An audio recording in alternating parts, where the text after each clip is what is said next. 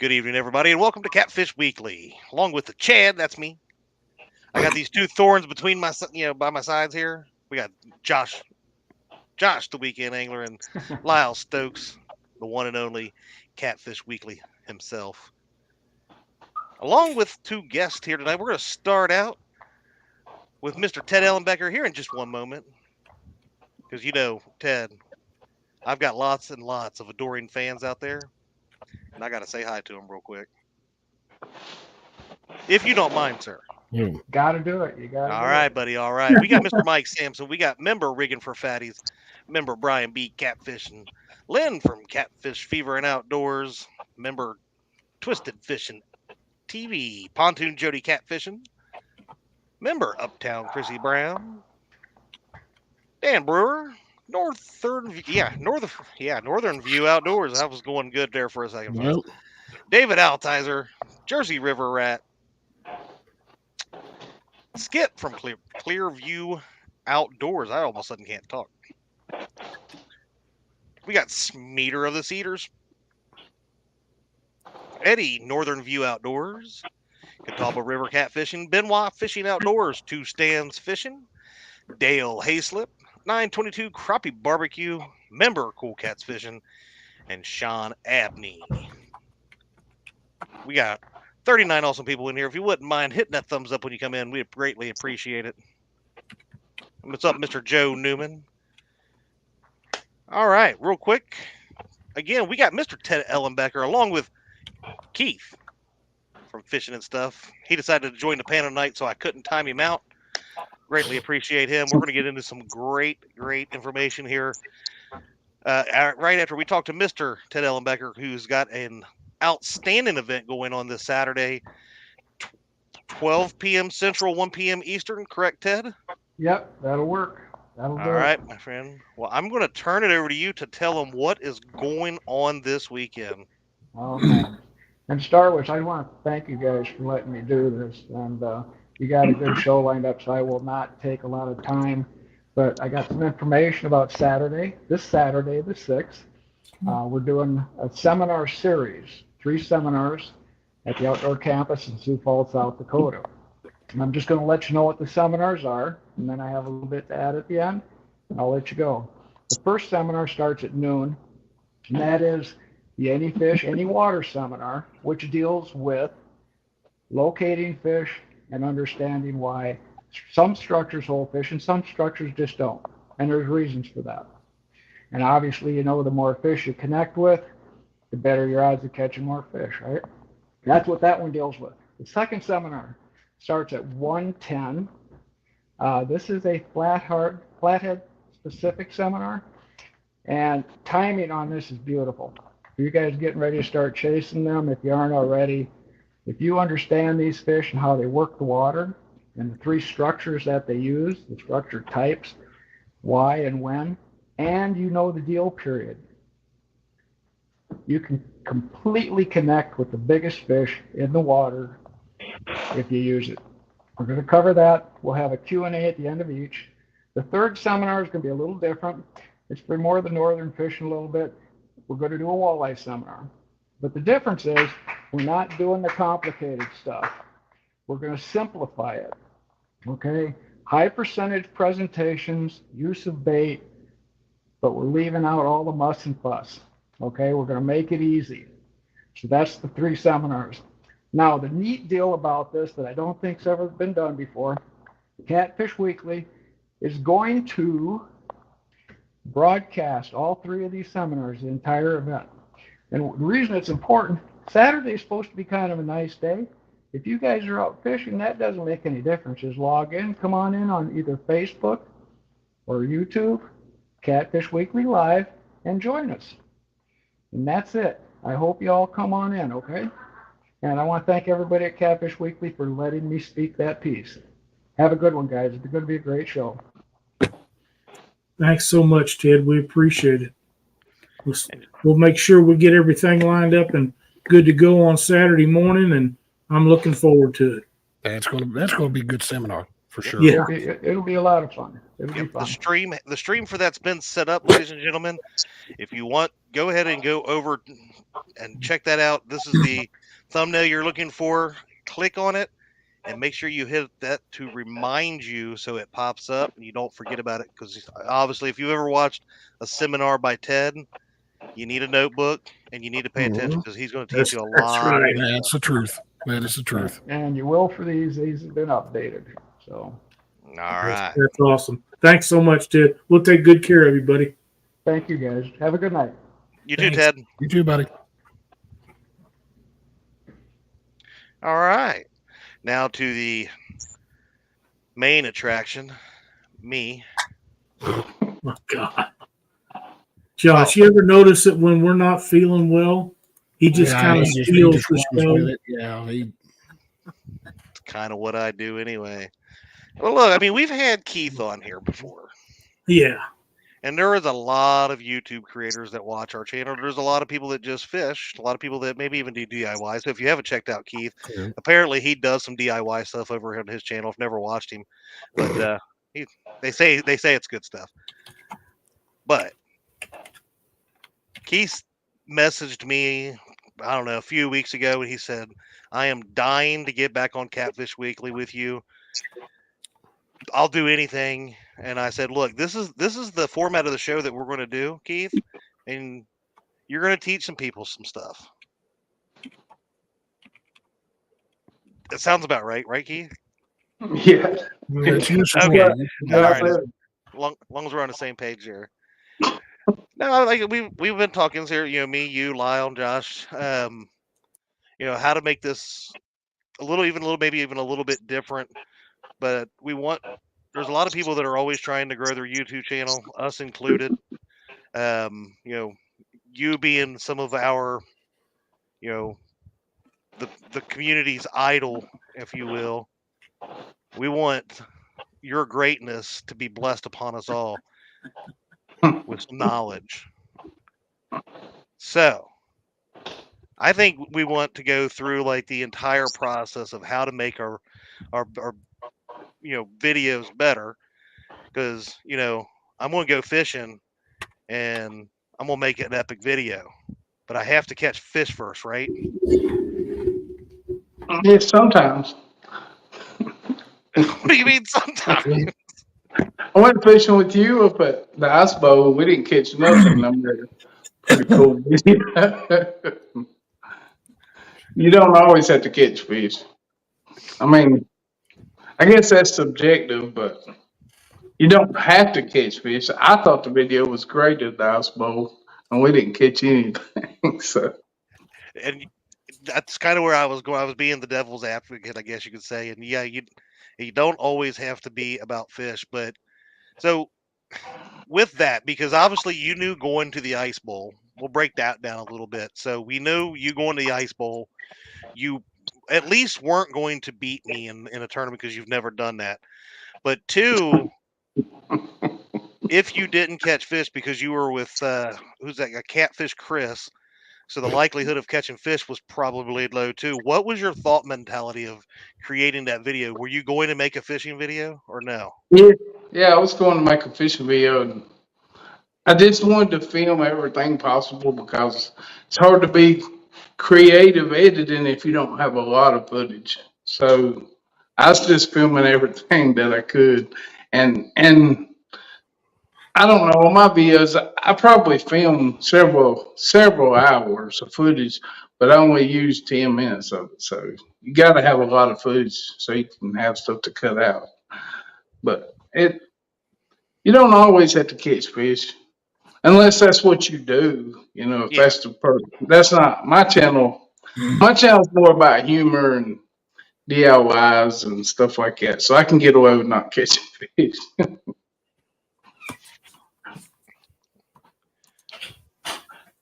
Oh, okay. I thought Lyle was yelling at me backstage. You mute live?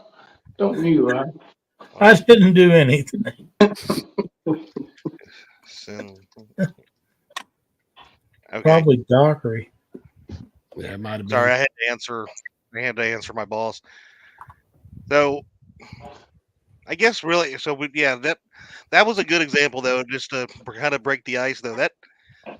that video I thought was freaking awesome. I mean, you guys might have had 0 fish to put in the video, but what you did with that video shows what can be done if you, one, just know how to edit and have a, mentality of you can turn anything into something, really. So I love your creative ideas that you do with all that kind of stuff. But I think when we were talking the other day, I think it would be good for us to talk about not only being creative, but how do we do the step? Like, what steps should we take first into making your videos, right? So I think we talked about, because I really won thumbnail of the year, but even that's not the start of where we're going to be in the journey process, right? So how do you go about making the perfect videos like you do? What's your thought process? Like, what's number one thing you think of? The first thing, it depends on what your purpose is. I mean, if you're just making videos and just learning, just make videos. I heard a guy, I think it's Peter McKinnon. He's a really big YouTuber. He said one time, it kind of stuck in my mind. He said, if you're good at making videos, he said, you can go to the laundromat and make a video about it, and it'll be good. If you once you get good at making videos, and I've always practiced that theory because, like, it's kind of funny, but when I bought chickens last year, and I don't know who nominated that video, but the video that won Video of the Year, did you nominate? I think I think it was About how to raise your own catfish bait. It was all a joke, but I went and bought chickens, and I told my wife, I was like, it's a shame I can't write those things off, for YouTube. She said, you can't write them chickens off. I was like, I think I can. And I got to thinking about it, so I made a video about the chickens. And it was all kind of started out a joke, but it was still funny. I mean, so it kind of goes back to what he says. If you can make a video, you can go to laundromat and make a video. It doesn't really matter. And that's what I always try to do. Like, make an interesting video. And it's really about telling a story. And people says that, and that used to confuse me. Like, what's that mean, telling a story? It's like when you're I guess when you're going along your video, you want it to not get confusing. If you watch it, you got to think like the audience is thinking. And if there's a part in there that I'm not going to understand, then I've got to clear it up. And that's how you tell an interesting story, I guess. I don't know.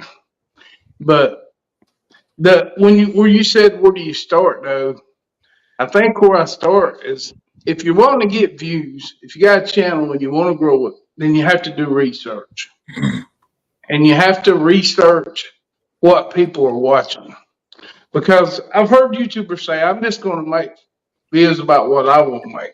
And if you can do that, but you can't expect more than one view because you made it for yourself.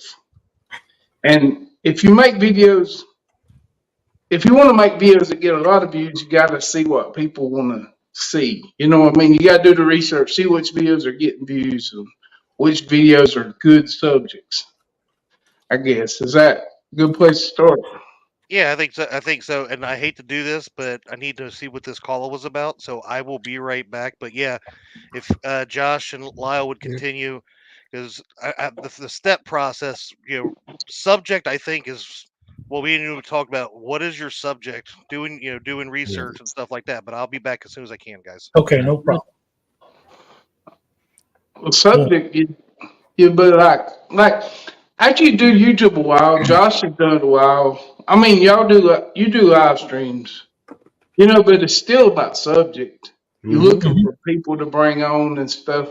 It's the same with videos. Like I can say this, if green lights are a good subject, you fish with green lights for crappie. Because I did like 5 of those videos over the last 7 years. And the reason I keep going back to it is because it's a good subject. People seem to always be interested. So you want to find the right subject. is where do you come up with a lot of your subject matter? Is it just off the top of your head? Sometimes I'll see something trending's important. You know, if whatever's trending out there. Remember one time Luke Nichols made a video about zombies because The Walking Dead it got so big. Yeah. Remember that was trending, and he made a video about it. Trending's one way. Another way is like go on YouTube or Google and type in catfish. And it'll pull up stuff like catfish bait, catfish hooks, catfish reels. Whatever's the highest on that list is what people's looking for at that moment. If that makes sense. That's a good way to do research. And then there's tools, which I don't use many tools, but there's like vidIQ, I think is one of them. And what's another one, Chad? You probably know. I'm sorry. vidIQ. There's vidIQ and there's another one. I can't remember the name of it, but I don't really use those. But there's two. Like you can use like TubeBuddy, vidIQ. There's a couple of them out there that you can use. And there's Google Trends. Whoa, Lord, what'd that say? Robert Modula wants you to make a video on how to stick James Dockery in a 5-gallon bucket. So Another bucket video. There's stuff you can use. There's actually something I've tried to use it and I don't do very good at it, but you can type in Google Trends and then you can go to Google Trends, you can put in a subject and it shows you what's trending off of it. And because subject's really, really important. And that's what happens when you see these little bitty channels and the video's not that good, their thumbnail wasn't good, but they got 1 million views. They hit like the right, perfect subject. Hooks and Hammocks has a question for you, Keith. He says, do you script out your videos or you just have an idea, go with what pops in your head? Both. Well, I don't really script videos. Everything I do is just kind of on the fly, pop it in my head. And I'll do it over and over.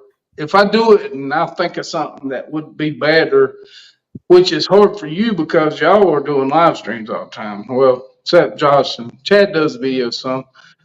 But when you're doing a video, you can just film it over and over if you think of something better and just do it again and edit it. But I do outlines sometimes. I call it an outline or there's probably another word for it, but just kind of like what I want to do. Yeah. Like storyboarding, yeah. Yeah, like storyboarding. I'll do a little outline. Occasionally, I will think of something funny. Like when I'm thinking about what I'm going to be doing, and I'll think, oh, this will be hilarious. I'll write that down and make sure I add it to the video somewhere. And videos are very deceiving. Like people think you have to start here and you end over here. Get this right. End over here. But you don't. Like a lot of times if I'm doing DIY, I just go down there and start filming and build something. And as it goes along until I get to the end, then I'll go back and do my intro, go back and do my outro. Then I'll go on the computer and make the lure stuff and think about jokes that'll go with what I did because I already made the video, you know, and I know I used a hairbrush and a hair dryer. So I'll make a hair dryer joke or a hairbrush and I'll feed it into it. I don't really like hair jokes. So where does Cranky fit in?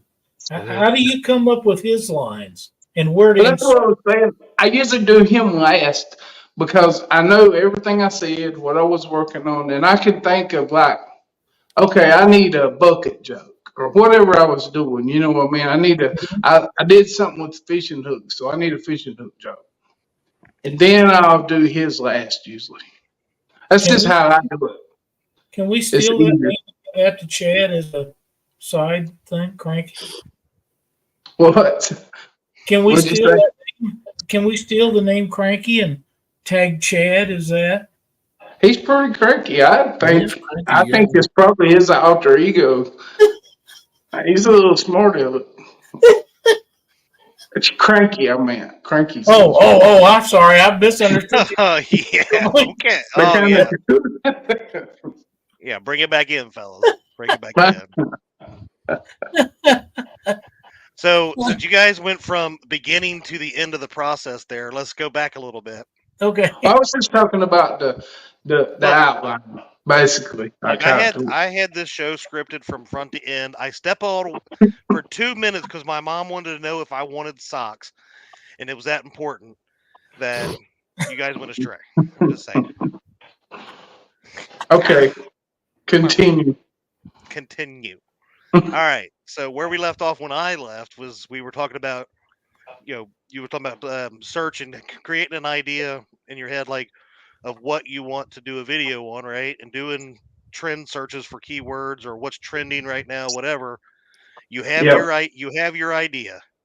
You're going to do a video on, I don't know, whatever. What's your next step? Me, usually I'm ordering stuff, like getting all my parts together for whatever. It depends on what it is, I guess. But like Josh did a video on a battery, and then I did I did 2 batteries, but the first one I did, like I'm not as knowledgeable as Josh about certain things about batteries, and I mean I admit it. Like I can build some stuff, but like I'm not going to tear a battery open and show you how it works. That's just not me. You know what I mean? Everybody's got their own Everybody's got their niche, right? So I built a little generator. Everybody kept telling me it's not a generator, it's a battery, the toolbox thing. To me, it's a generator because it takes the sun and turns it into power. So that's kind of that's why I call it a generator, because it's solar. But I built that. What was the question again?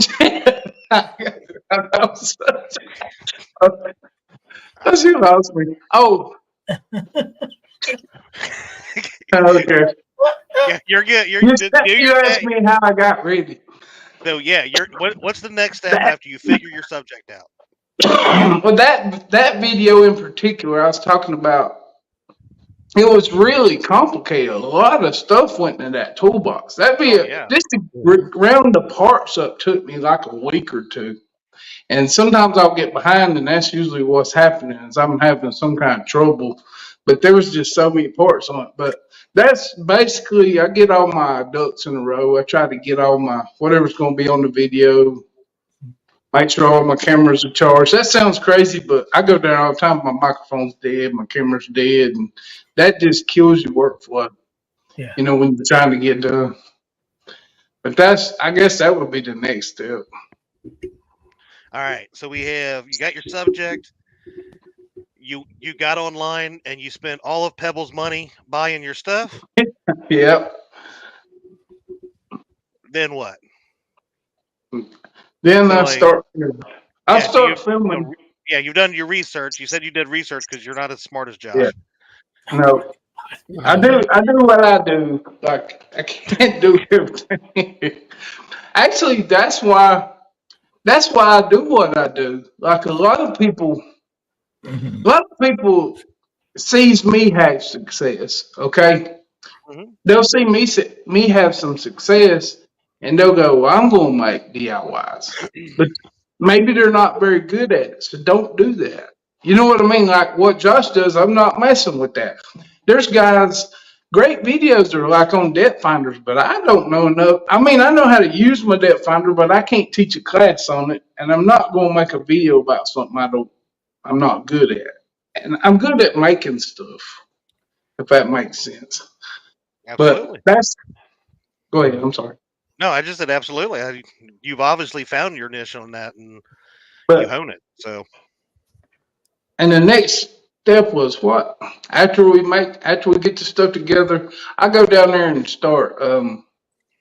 I'll start filming. I'll just start making it because if I get into the video, I want to finish it. But it's hard to. After 7 years, it's still hard to make a video. It's hard to start. Does that make sense? Like I'll just go down there and start filming. So the best way to Just- jump in is just to start filming. Just do it.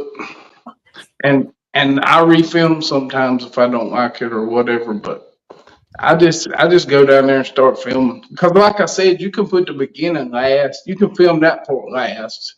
You can film the last part last. You know, like it doesn't matter. You're gonna edit it and put it back in line. Nobody knows where it was at. Yeah.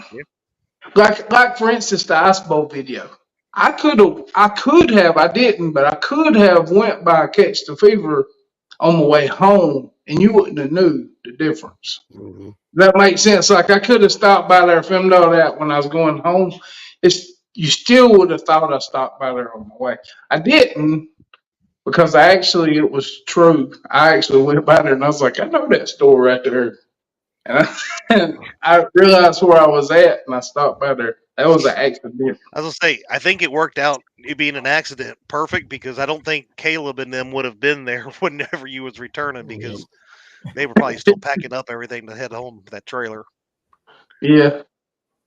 So it worked out. Yeah. He actually went back. I went back and helped him unload the trailer on the way home. I had to go back by there anyway. I'm good. I'm glad he put you to work. Yeah. What's the next step? That's what I You mean, I know I am you're like in control of this video. I am in mean, control of this. Okay, so I got a question. So you went ahead and jumped into your work. So you've got all this pre stuff done. You went and jumped into work. At what point Yeah. are you starting to think about thumbnails? And in your opinion, how important do thumbnails? I started thinking about that.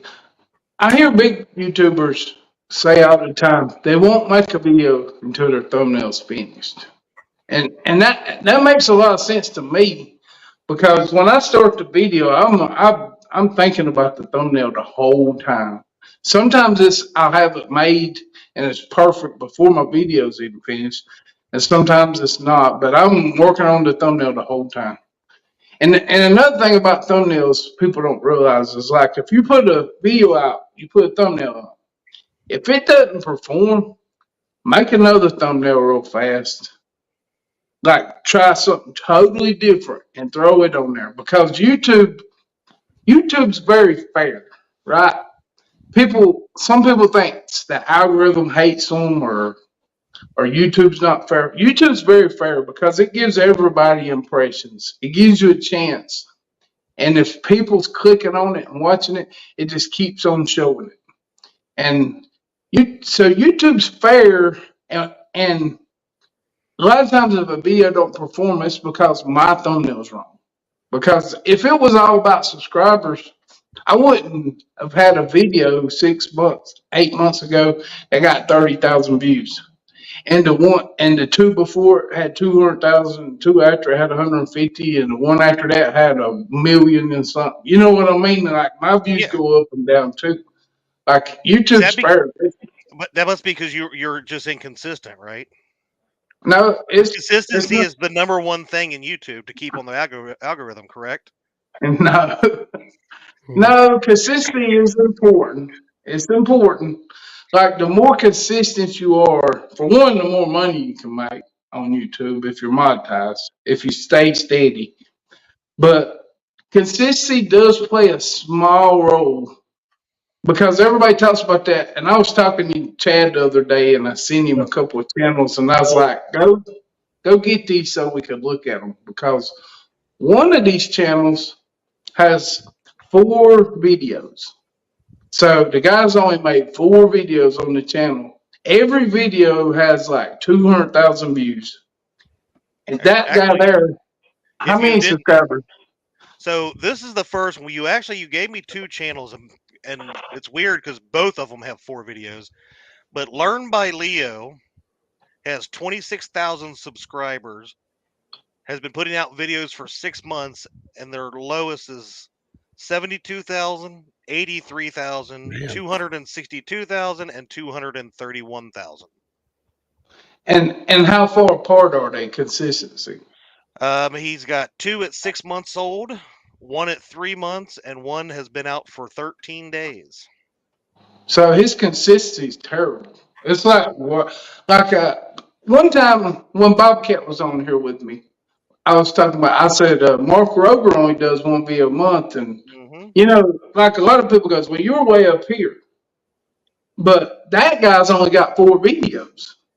He's not way up there. And Mark Roberts did one video a month since he started YouTube. But he's really picky about his thumbnails, and his videos are really good.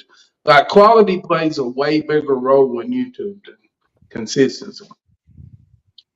That's the other guy, right? Yeah, and there's the other guy. He's got 92.4 thousand subscribers with 4 videos. Wow. His lowest is the newest one, which was 2 months ago at 275,000 views. 5 months ago, 1.7 million views. 7 months at 389,000, and 9 months ago, 407. So he skipped 2 months. They're all 2 months apart. Yes. Yeah, but So it's fair to say that this one's getting ready to hit 3 months old. Well, and I know that's hard. I'm not saying everybody can do that. It took me 5 years to get to 100,000 after learning a lot of stuff. And then in the last 2 years, I've got 200 more thousand. So I'm almost at 300,000. But this guy's got 100,000 with 4 videos. You know what I mean? Like, I'm just saying it's possible. It's not. Consistency is really subjective, I guess. You can say it and it sounds good, but there's a lot of people doing it without consistency. But to do that, you got to have some awesome quality. So that tells me quality is the number one thing. Like, their thumbnails are good, and if you watch the videos, they're edited to death. Like that, you got to keep watching it. It's just so interesting. So that's kind of what we talked about, and I was being again devil's advocate, but I want to finish something real fast because I'll forget. You do whatever. I'm sorry, Chad. I'll forget. Go ahead. But what I was saying about YouTube being YouTube's for you. YouTube's showing your stuff, and if it don't perform, it's my fault. That's the way I look at it. Like I can't tell you how many times I've posted. The solar one is I sent Chad the thumbnail, and I was like, "What do you think about this?" And everybody looked at it. I had my keywords right because I noticed every solar video that said beginner did good. So that tells me people scared of solar. And when you put get solar for beginners or something, it makes them want to watch it more, if that makes sense. So I had the keywords right, but the thumbnail was wrong. And I put it out and it didn't do good. And I knew immediately because I know how many views I get an hour when I first post. Well, the video didn't do good, so I went immediately, made a new thumbnail and posted it. And now it's got almost 500,000 views. And this is after it didn't do good for 2 days. It still caught back on and took off. Like, because if you go change, you can go back to a video like Josh. You could go back to a video that's 2 years old. You could change the thumbnail and nail it. It'll start out slow. YouTube will go. If you change the thumbnail and the title and a little bit of description box, YouTube will start showing it again. It'll pick a little group of people and it'll show it to them. If they like that thumbnail and they're clicking on it, YouTube will show some more people. And you'll see it build, and that video can take back off again. You know what I mean? Like, that's how important. Like, that's how fair YouTube is. That's what I'm saying. They're not against you. It's just you have to accept, like, I made a bad thumbnail or I made a bad video, and you get better. That's why when people do YouTube for 5 years, do you get more views now, Josh, than you did 7 or 8 years ago? Because I know you've been doing this long. Absolutely. That's because you got better. You know what I'm saying? Like, people I go back and look at my first videos. They're garbage. I mean, yeah. I'm not making fun of it. Not being honest. Yeah, that's how we learn, is being honest with ourselves. And my first videos, you can go back and watch them. They're still on there from like 7 years ago. They're terrible. But as I got better, the better I get.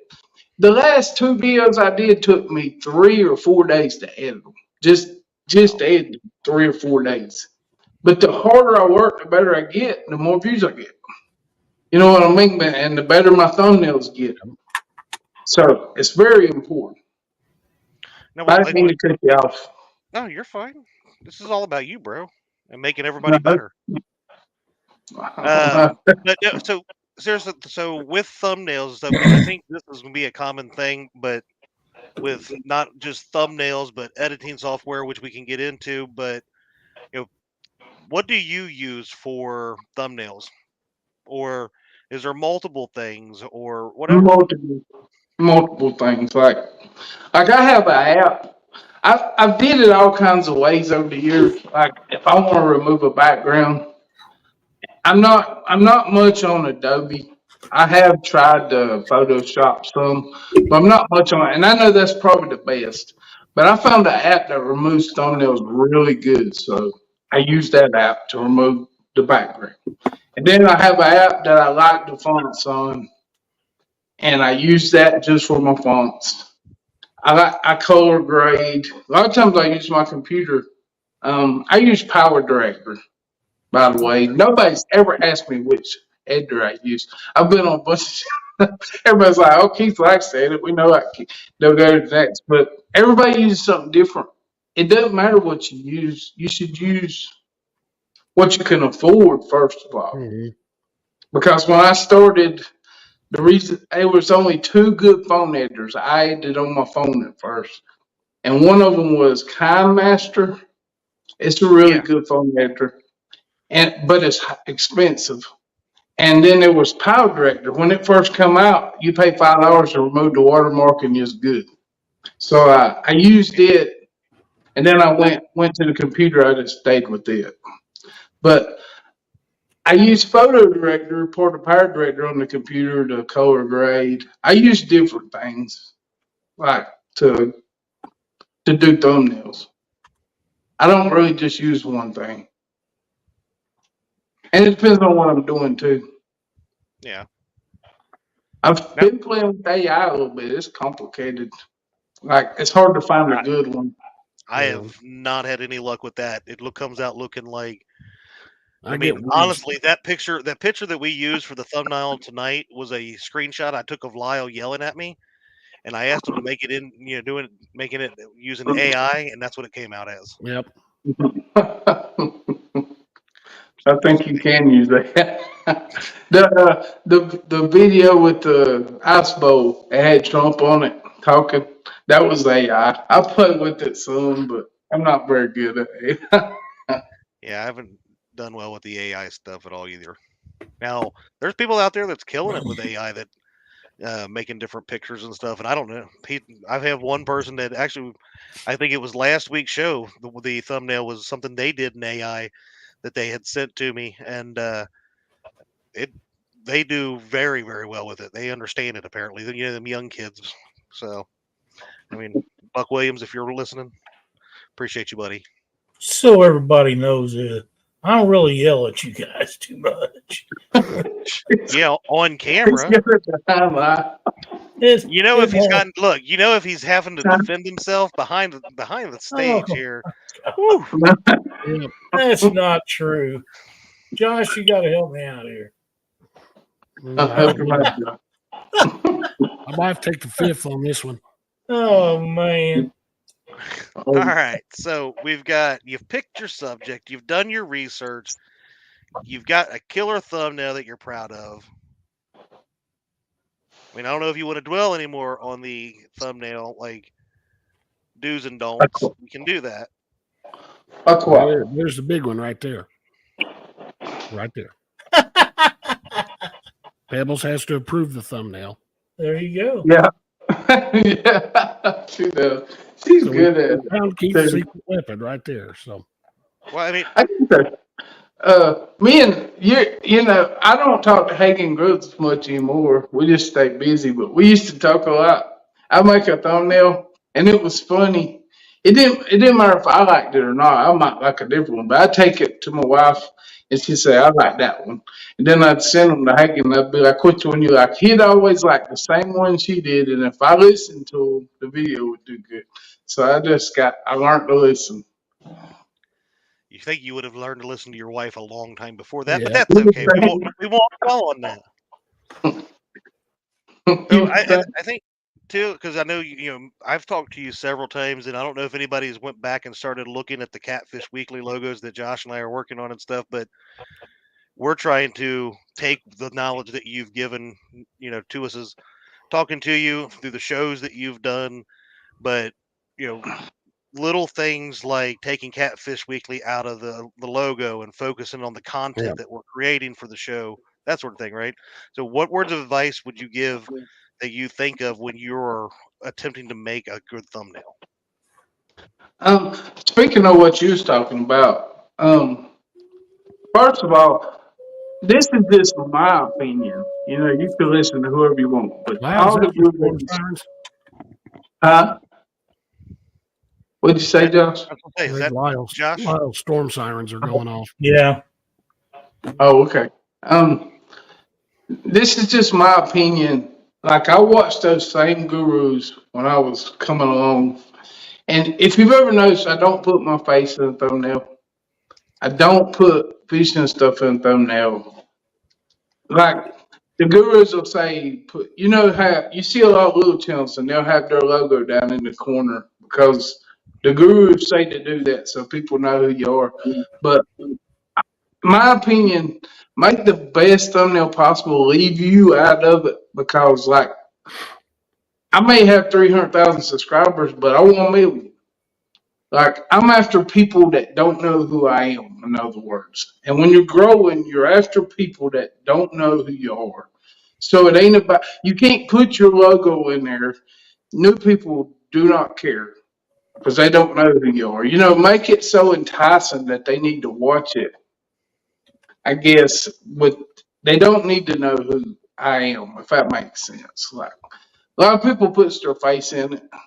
People's told me I ought to, but I'm like, no, that would only help the people that's already subscribed and know who I am. I'm after new people. I'm not going to be the subject of the thumbnail. But backgrounds are important with thumbnails. Like, you need to make sure your subject gets seen. And if the background's really busy, it's not a good idea. Like, you ever see the guys holding a bait? It'll be like a fish head on a hook. Mm-hmm. You see that a lot. But if you ever notice the background's the sky or something, it's real simple. It don't work unless the background's simple. Or if you got a camera that can create bokeh behind it, make it a little blurry, blur out the background. It pops better, So just think about your background. You don't want too busy of a background. Okay. That's good. And tip. color grade.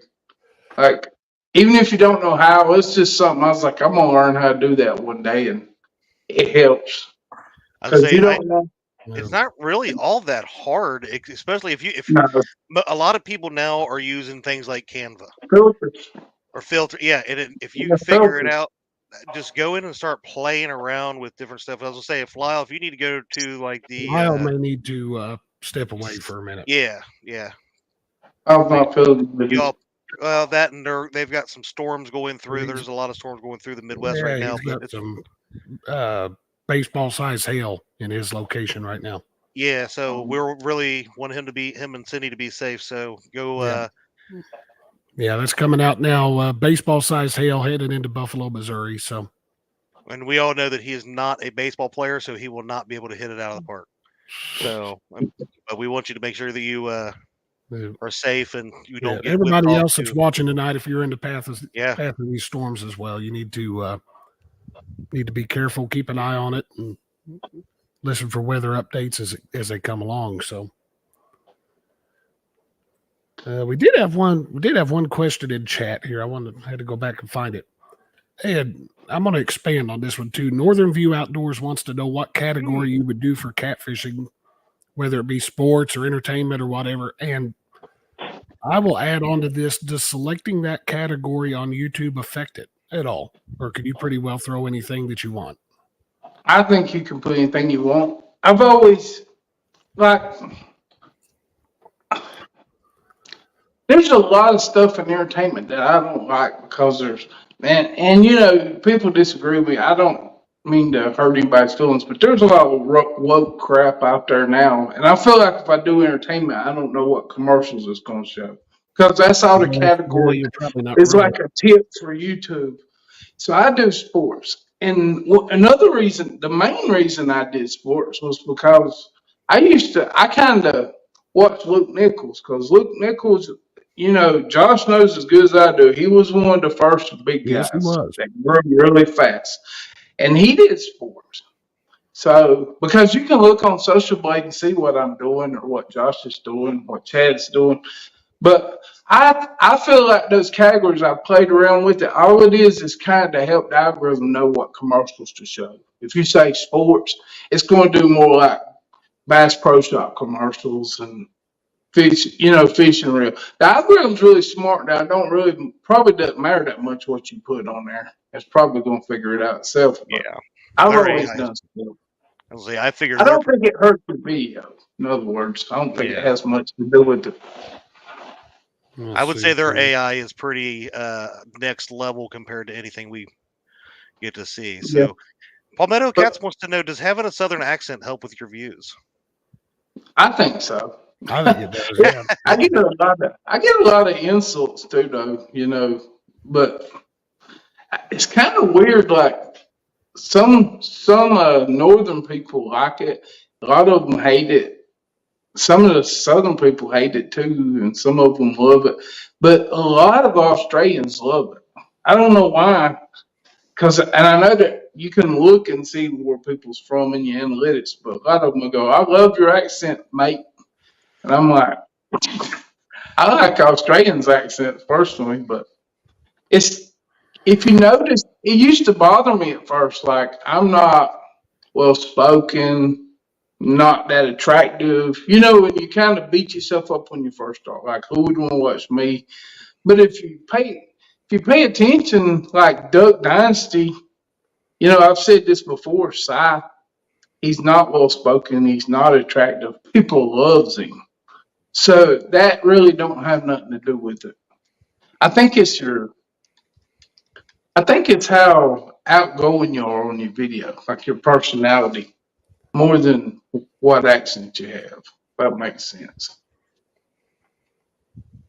That does. I'm sorry, All Mr. right. Lyle, are you Lyle, are you good? So far, it's You're really under- getting rough to the northwest of me. Yeah, Okay. I just sent you a screenshot. There's a real good chance you got one on the ground just a little bit north of you. Yeah, I was gonna Yeah, say, that's where it looks like it's at, is north of us. Not Krabby too Dave far Fish north. On- Krabby Dave Fish On said there was a tornado 40 miles from you. He lives in the area also, so Yep. be safe out there, please. Yeah, we're at this point we're just kind of along for the ride. You know what I mean? I understand. Hopefully, you know that you're Yeah.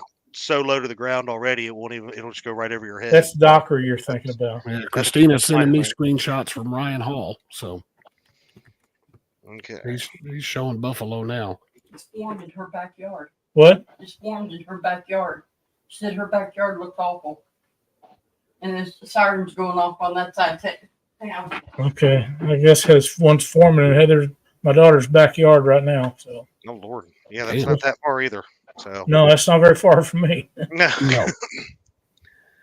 Anyway, whew, yeah, y'all please be safe. It's Yeah. gonna be a rough couple days. I know they're talking tonight, tomorrow, and all through from. There's a lot still out in Texas that's moving up through here, so there's more on the way. So don't get too comfortable. Make sure you keep your head on a swivel and watch the forecast and what's going on.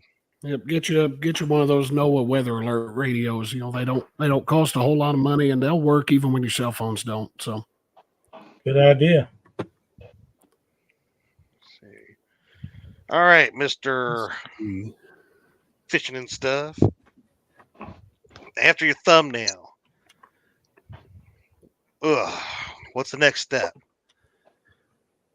Are we looking at finishing the video as far as recording? Are we still doing recording? Are we in the editing process? Or at some point, should we start thinking, what are we going to call this thing? Got a title. Title's usually the last thing I do. Is it I really? mean, I do research on it, but like I'll do my research on. I try to figure out keywords. I don't always, but if I was smart, I would. But like I said on the solar one, beginner seemed to be a good keyword. Yeah. So I wanted that in the title. But if I put fonts on the thumbnail, I don't want to put the same fonts in my title. Everybody tells you that. I used to do it, but I try to change them up. You mean the keywords, not font, right? Yeah. Okay, I just make sure Yeah. you're not going to put like the same thing that you put here. You're not going to put it here, right? Yeah. Verbatim. Like on the thumbnail, if I put beginner solar setup, then on the title, I'd probably want something like the simplest way to set up solar panels or whatever. Something different. It just gives you more. Okay, that makes a lot of sense. So to you, you could be thinking about it still while you're doing the video processing. Yeah. Somewhere between that, I would say, right? I mean, I guess you could even in the development stages when you're looking for the ideas and stuff, it may come to you then that you have the title right then and there. But well, it just depends, I guess. Like the ice bowl one, I didn't know what I was gonna call that. We didn't catch nothing. Like, what am I gonna call that? I couldn't plan that out. So when I got back, it's just like on the thumbnail, I think it says a bad day fishing or something. Like what do you call it? And so it just depends, I guess. okay. So then after your thumbnail, if throw aside the naming of the title of it, you go into then really so you say you've finished your recording and you get into your editing. What makes your editing so much different than say somebody like myself, where I am still in the beginning stage? I'm learning some stuff, but like, how did you get to where you're at? I just really learned to I said this on the show before, so I'm gonna say it again, just in case somebody wasn't watching it. But there's a rule in Hollywood.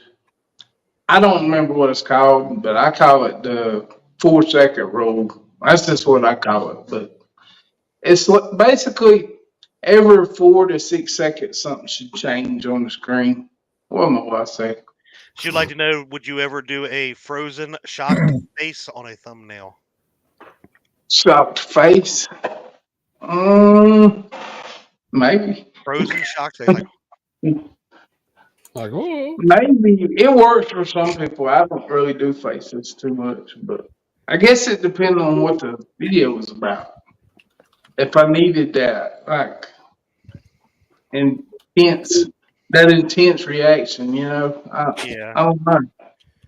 I've never did a face on thumbnail, I don't think. But or would you do? I have. I'll take it back. Would you do this on every thumbnail you have with something written on it? I can't see that. It's just I'm paper. on my phone. It's just piece of paper, like a piece of paper, like you're holding up something that. I don't know. There's people done that and it worked. Some people. But don't you have to be pretty or something for that to work? I don't think it would work for me. No, I don't either. Shut up. I wouldn't do it. I guess you would do it if you wanted the face on the thumbnail. If you did it right, maybe it'd work. Because I know it's been done and worked. Yeah. For somebody. But I don't do faces on my thumbnails because I guess you could though. A shocked face is probably a decent idea if it's something radical. I mean, that one I had a boat going over the dam. That was kind of radical. It said bad day fishing because everything went wrong that day. Yeah. It's just like that's kind of like a shocked face, I guess. But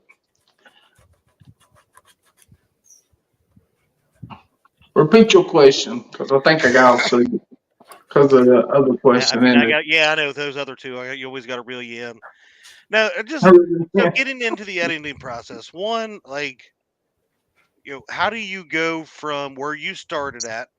Like you said, if you go back to your old videos, they sucked, right? In your opinion, nobody cares about Lyle's opinion. But no, seriously. So, how far you've come in editing videos? Like, how long would you say you spent on those early videos editing versus how long you spend now? You said something about earlier, like 3 or 4 days. Yeah, I probably spent, when I first started, I probably spent an hour editing, then it probably went up to 3 hours. And like the first time I was on Catfish Weekly, I said, wow, I remember I was saying, wow, because I said I spent 10 to 12 hours editing. And now it's taking me like 3 days to do some of them, but it's just a lot to it, like a lot of graphics and stuff I'm making. I'm trying to add stuff, and like when you're editing, instead of, I like showing what I'm talking about. You know what I mean? That's part of the story, like leading them on so you don't lose nobody.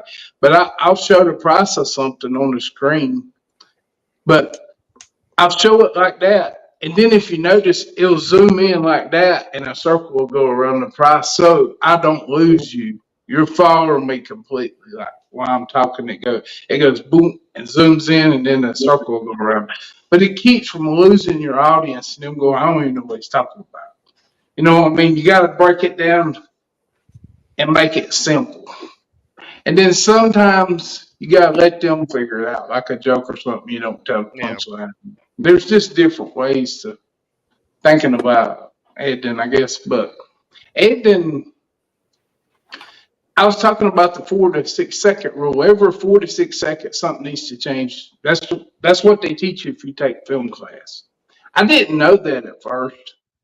You know, and when I learned it, I did it, and it still sucked. I mean, honestly, like I was learning, and if you go back and what, I would be filming something, I'd be like, I really didn't need that in there, so I'd cut that out, throw it away. Now I cut out so much, I don't even think about it. I'm like, that ain't no good, that ain't no good, that ain't no good. You know what I mean? You just get real picky when you do it. And if the video's too short, I'll just go add a hack or something.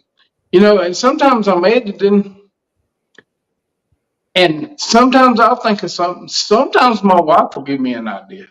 Like if I show her something, she don't like watching my videos before they're made though. She gets mad. She's like, I ain't gonna watch it if you make me watch the whole thing while you're editing it. But I'll show her a part and say, is this bad or is this funny? And she'll go, yeah, but you should have did this. Like I go back to that video. I don't mean to, but the ice bowl. When I said the catfish Cadillac, I put catfish Cadillac, and she said you should have spelled it K-A-T like catfish clothing, Cadillac. So I did that, and it was better. You know what I mean? Like, and sometimes I'll have an idea. I've done all my filming, I'm editing, and I think, dang, this would have been really funny. So I'll stop, take my memory card out, go down there, film it, come back and put it on my computer and add it to it. Like and that takes you a long time to do stuff like that. You know, to get it exactly like you want it. And you never can get it exactly like you want it. Yeah. Don't try to get a perfect video because you'll be working on it for a year. But you get better as you go.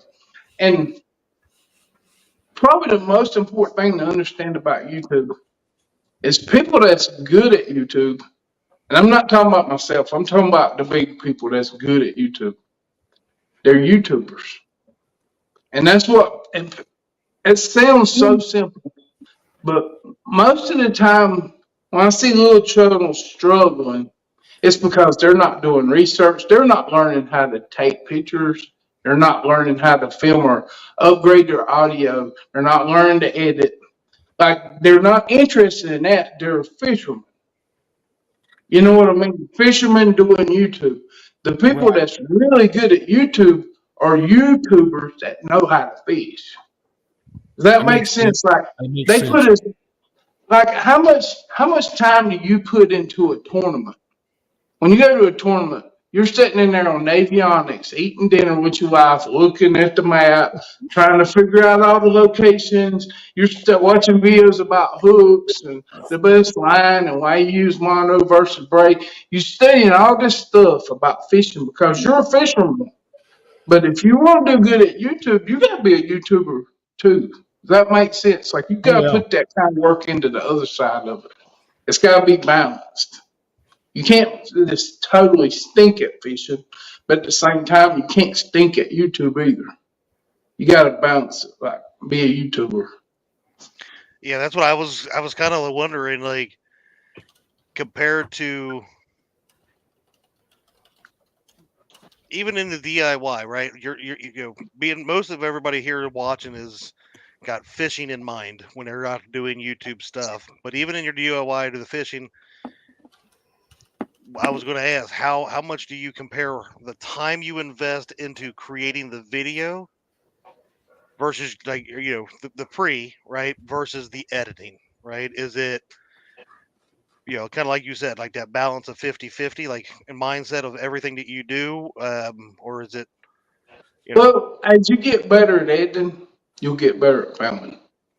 It may not make sense, but if you never get better at editing, you'll never get better at filming. They kind of grow together because while I'm filming, I'm thinking about what I'm going to be doing with this. Because I edit a lot, I like editing, and I film it so I can edit a certain way. Like if I want to, like the pool scene, I went to my buddy, and that little short scene took 2 hours for us to get it right. We drug the lures through the pool, filmed all that. And then at the end, it took us a while because I would like whip the camera and like, because I was like, every time I come over here, this turns out awesome. And he goes, hey. And I got him to say, hey, and I whip the camera around and add like to him real fast. And he goes, I done told you stay on my pool. No, stop. No, you got to say it mean, Todd. And after the 5th time, I was like, say it mean, Todd. Be mean. And he's like, I done told you stay on my pool. And we got that right. Then we moved on to like I ran and I stomped my feet and shook the camera. And then he sicked the dog on me. But I ran, stomped my feet, shook the camera. Then I go over there and he gets 10 foot from me. And I was like, say, get your tail back here. And his yell, get your tail back here. And then I overlaid it under the part where I was running. You see what I'm saying? I knew what I was going to do with it. I knew how to film it because I knew how I was going to edit it. You don't, when you start, you do. You go out there film and then you try to make something because you learn it. But after you learn a little bit, you have to film to edit. Like you're doing things, filming on intentionally because you know how you're going to edit it. Mm-hmm. That makes sense. Mm-hmm. And that's where the outline comes in. Like I said, it ain't scripted. We just kind of go off the hip, but you can say it 3 or 4 times till you get it right. But you got to film to edit. All right. I don't know if that makes sense. No, I don't know. It makes sense to me. I mean, but I'm just perfect. I mean, I'm sure people like Lyle and Josh have questions. Man, he's been on us tonight. You know that. I think you got nothing but nice to him. But to me, because neither one of you feel good, I know you ain't gonna fight back too much. That's right. I know. Later on down the road, when you guys your time's coming. So that's true. I'm trying to think. Hey, y'all like my sign? Oh. I do like that. That was my Christmas present. I took it to CatCon. That's awesome. I'm hanging in the booth, and then I finally got to hang it up. My beautiful wife bought me that for Christmas. That's a great Christmas present. It is awesome, man. Yes, it is. Pretty cool. So, what other tips, if anything, that you can think of that? I mean, I think we've kind of went to. You went from start to finish. Like once you get it edited, is the final process letting Pebbles do the final review before you No. publish, or is it just like here it goes? I used to make her proofwatch everything because I don't know. I think I'd miss something, but after a while, she was like, "I don't want to watch it on YouTube after I've watched it when you read it." So I just started uploading them. I started trusting myself more and started uploading them. Sometimes days can be important. What day you upload? Yeah, that's a good question. Just like just like days can be important on live streams. You know, which night do you do a live stream? And like Saturday's a good day, but I'm not certain times of the day's not good. You know what I mean? Sunday's a good day, Monday's a good day while people's off work to post videos. Seem like Thursday's the worst day to me. That's good. It's for because the bait videos. shop's on. Yeah, for Nobody's watching videos. anything but that. That's why I don't get no views. Everybody's on the bait shop. That's right. I mean, it is the #1 live talk show of the year. Speaking of medals, are you keeping my thumbnail of the year medal shiny? Yeah, it's down there in the shop getting dust on. Tell how much that stuff means to you. I think you should tell everybody right here, right now, who really should have won the thumbnail of the year. Well, you shouldn't have nominated me. I voted for you.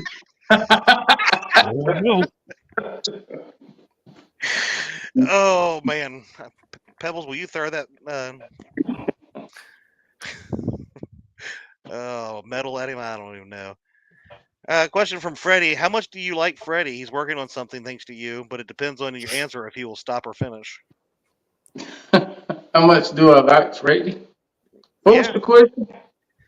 He said, how much do you like him? Working on something thanks to you, but it depends on how you answer if he finishes or stops. I don't know what he's working on. It sounds like a loaded question. Yeah, no kidding. It does. It sounds like a trap. Just say Freddie is almost as awesome as Chad. Freddie's as awesome as Chad. I said almost. Oh, almost as awesome as Brian B.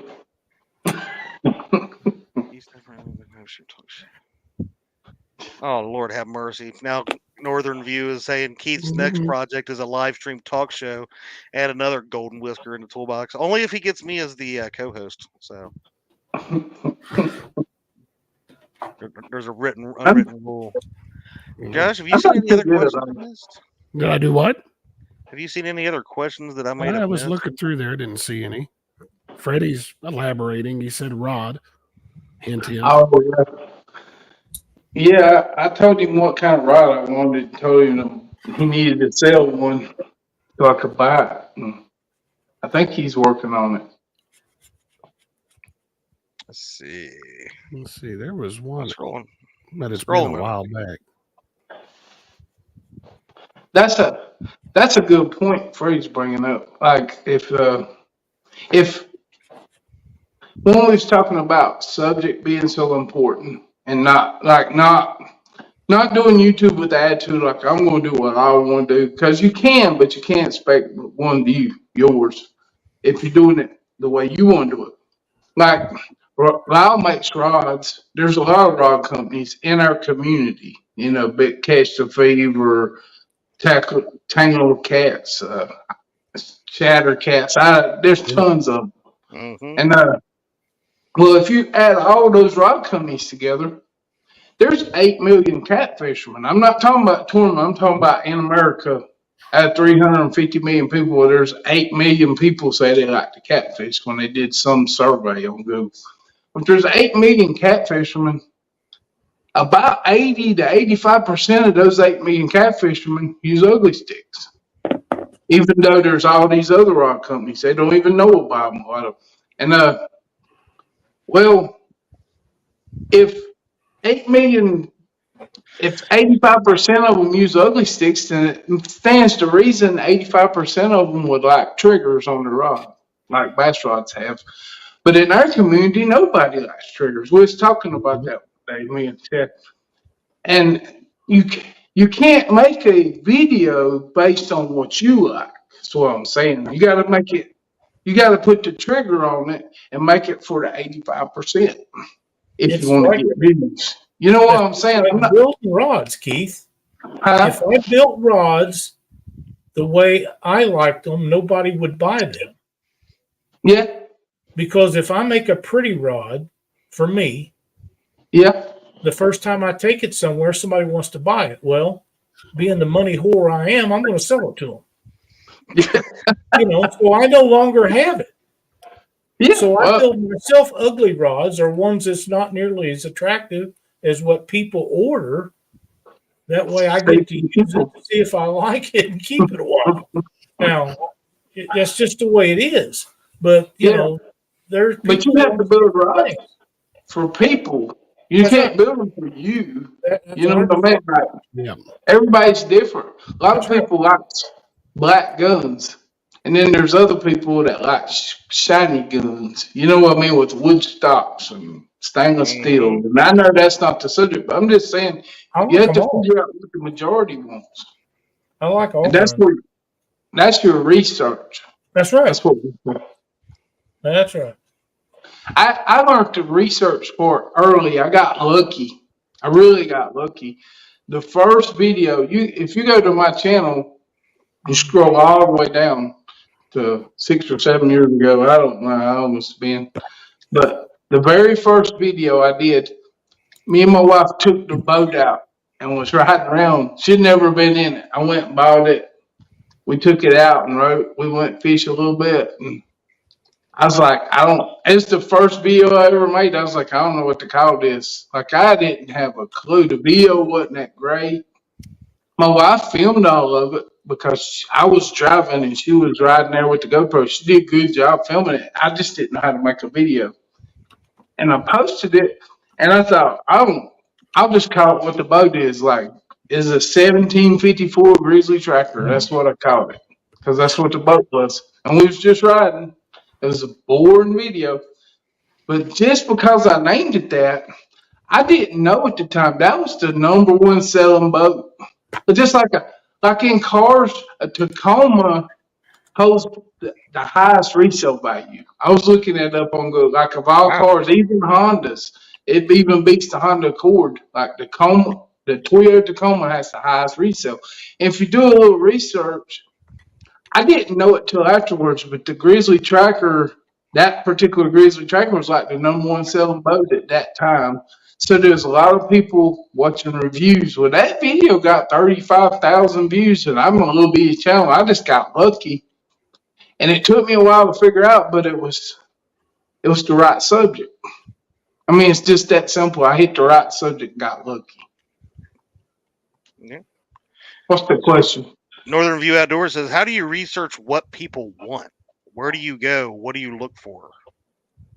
Well, a good way to do it, this is harder, but this is the way most YouTubers do it. Or I do it this way, is I go through YouTube, and when I see like a really good video, I used to click on their channel all the time and see how many subscribers they have. And like Parker Pursuits, wasn't that who had the video that got 3 million views?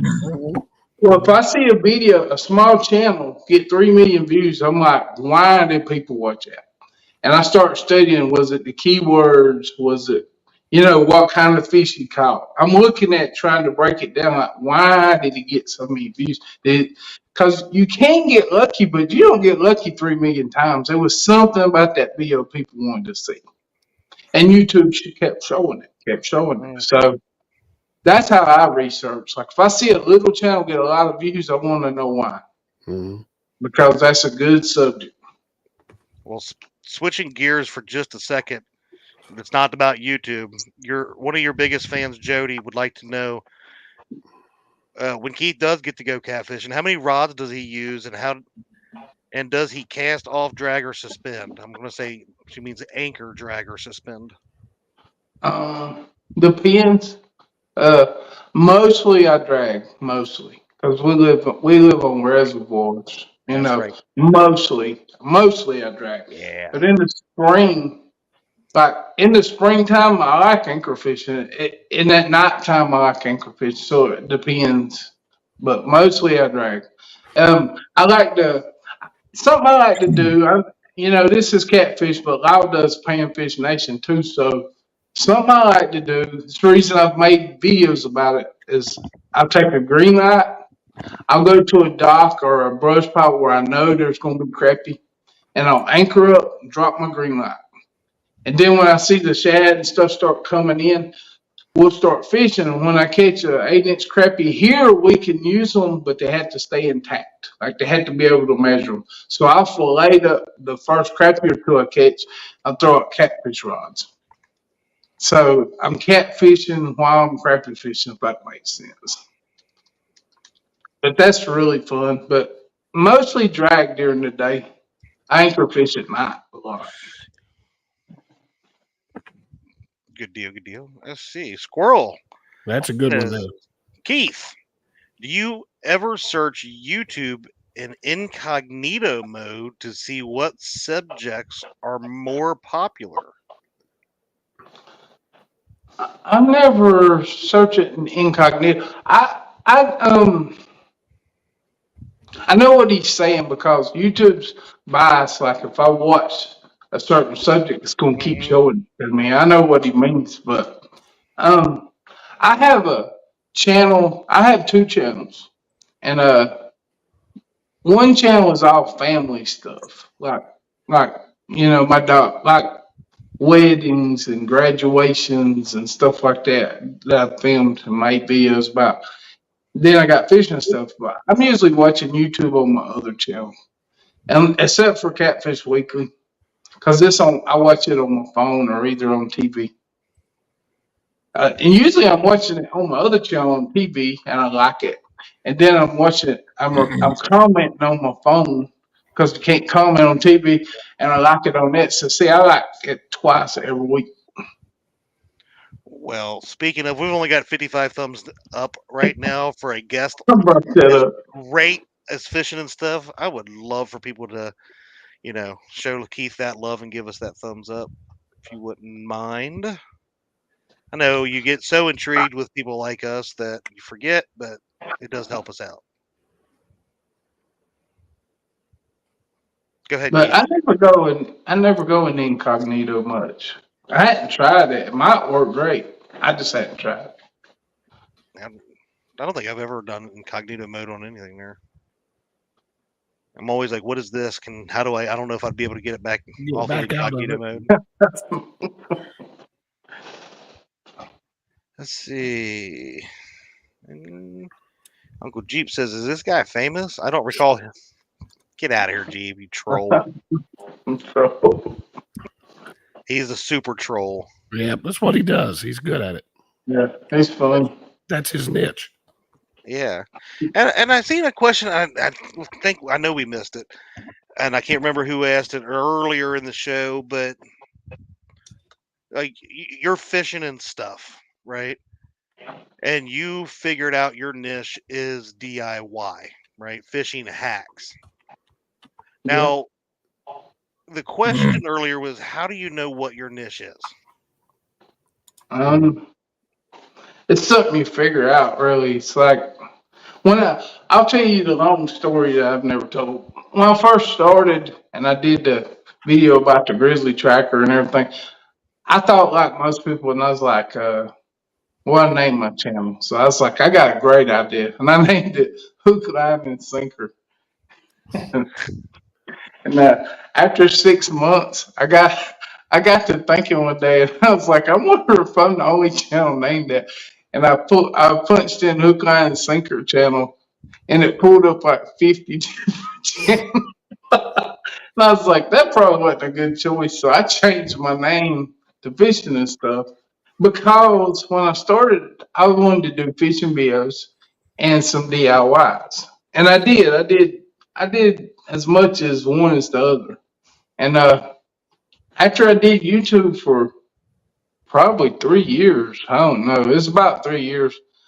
One day I told several people, a lot of them thought it was a bad idea, but I was like, I'm only going to do DIYs from now because I mean I'm better at that. I can do that every week. You know, whether there's a flood or the river's flooded, the problems y'all run into the fishermen. Mhm. I thought I can do this every week, and those videos get more views for me. And I'll probably remember that when I changed. I changed the first video when I changed was the first planer board video I ever did. And I think that video got 5,000 views, which was a lot back then for me. And I thought, and I was changing some stuff, trying to figure it out. And I did it a certain way. And I just kept doing it that way until I got better and better and better. But I went back and deleted like 25 videos off my channel. And that's what everybody thought I was crazy about because I like to died when you done that. I just deleted them because I had like 2 fishing videos that wasn't that great, and then a DIY, and then 2 more fishing videos, and then a DIY, and another fishing video, and another DIY. I went back in between all of them, and I deleted all the fishing ones off and just got rid of them because the DIYs were much better, and I wanted to start with like 5 or 6 DIY videos. So if somebody clicked on my channel page, they would see that I do DIYs, and that's how it started. And I just started doing DIYs and never went back to fishing really. I get fussed out a lot. They're like, why don't you do a fishing video? I'm like, This comment here too, and Kevin says, everybody already knows this, but Keith is always willing to reach out to small channels to help out, and he's just a solid fellow. And that's kind of why we wanted to do this show with you. Is you've been on here several times talking about like different things about being a better content creator with YouTube and stuff, and breaking down the process a little bit more with this one. But I think we could all be better stewards, not saying giving information, but receiving information as well, that feedback, and looking for feedback from people like yourself to say, hey, what do you think about this? And when you say it sucks, because I'm going to be the first to admit, Keith told me that before. And he's because I did, because I mean, I've talked to Keith several times about different stuff, and I'm like, and he's given me pointers, and the same thing that we've talked about all night here,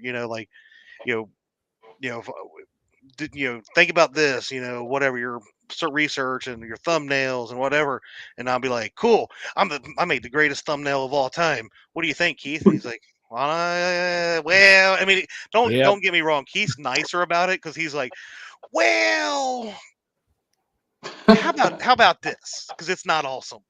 But looking at that and actually instead of going, well, screw Keith, that's the best thumbnail. That's the thumbnail of the year. Well, obviously it wasn't, because I didn't get a medal like he did. So I got to ask the king here, right? So accepting that feedback and that help from you, has made me. I'm not hitting it every week like a. Hey, you're doing really good. You really are doing really good at making But thumbnails. I'm taking that feedback from you and saying, what can I learn and do better every time I'm doing, the subjects and stuff like that, right? Yeah. I think it's important to listen to the next level. I think you and I've talked about it, right? Say I know I'm only a small time YouTuber with only like 1,500 subscribers, so whatever. But how do I get to that 5,000 mark, that 10,000 mark, the 50,000 mark, the 100,000, and et cetera, right? And it's listening to guys like you that have already done some of that research for me. So why not put that to work? Looking at some of these guys that are 5 and 10 million subscribers, that's down the road. How do I go from each level, right? I'm gonna give my wife a bunch of credit right fast, because oh god, you are so sucking up. I love it. Like, she's got 7,000 or 10,000 subscribers, and she don't even make videos. She really don't she don't do it like most of us, one every week. But when she does it, she makes good videos. And when she started, I showed her a few things, and she just took off with it like she does it herself. But the thing is, if you can show somebody a few things, sometimes it's a lot of help, because when I started, I didn't have nobody to ask. I had to watch videos and see what they said. And a lot of times, like I was saying earlier about they saying putting your logo in the thumbnail and stuff, I just think that's a bad idea. But I listened to them. I've done that too. I've tried it all, and it just didn't work. Yeah. You got to make that thumbnail so enticing. I'll tell you the most important thing about a thumbnail. If you can put your thumbnail on with 9 thumbnails, like you got 9 thumbnails, and put yours on there somewhere, and yours needs to be the first thing your eyes goes to. And you got to be honest about it. You know, just because you made it don't make it great. You got to look at it and say, my eyes go to that first, because that's what gets clicks. You got to stop people because they're scrolling. They're like, and something catches their attention and makes them stop. After they stop, they'll read the thumbnail. I mean, they'll read the title, rather. But the thumbnail stops people. That's what its job is. That's its only job. And we was talking about something, they're not speaking about jobs. The title makes people watch it. The thumbnail stops them. You have to understand what jobs are which. And we was talking about jobs the other night, me and Chad, when we was talking about the show. And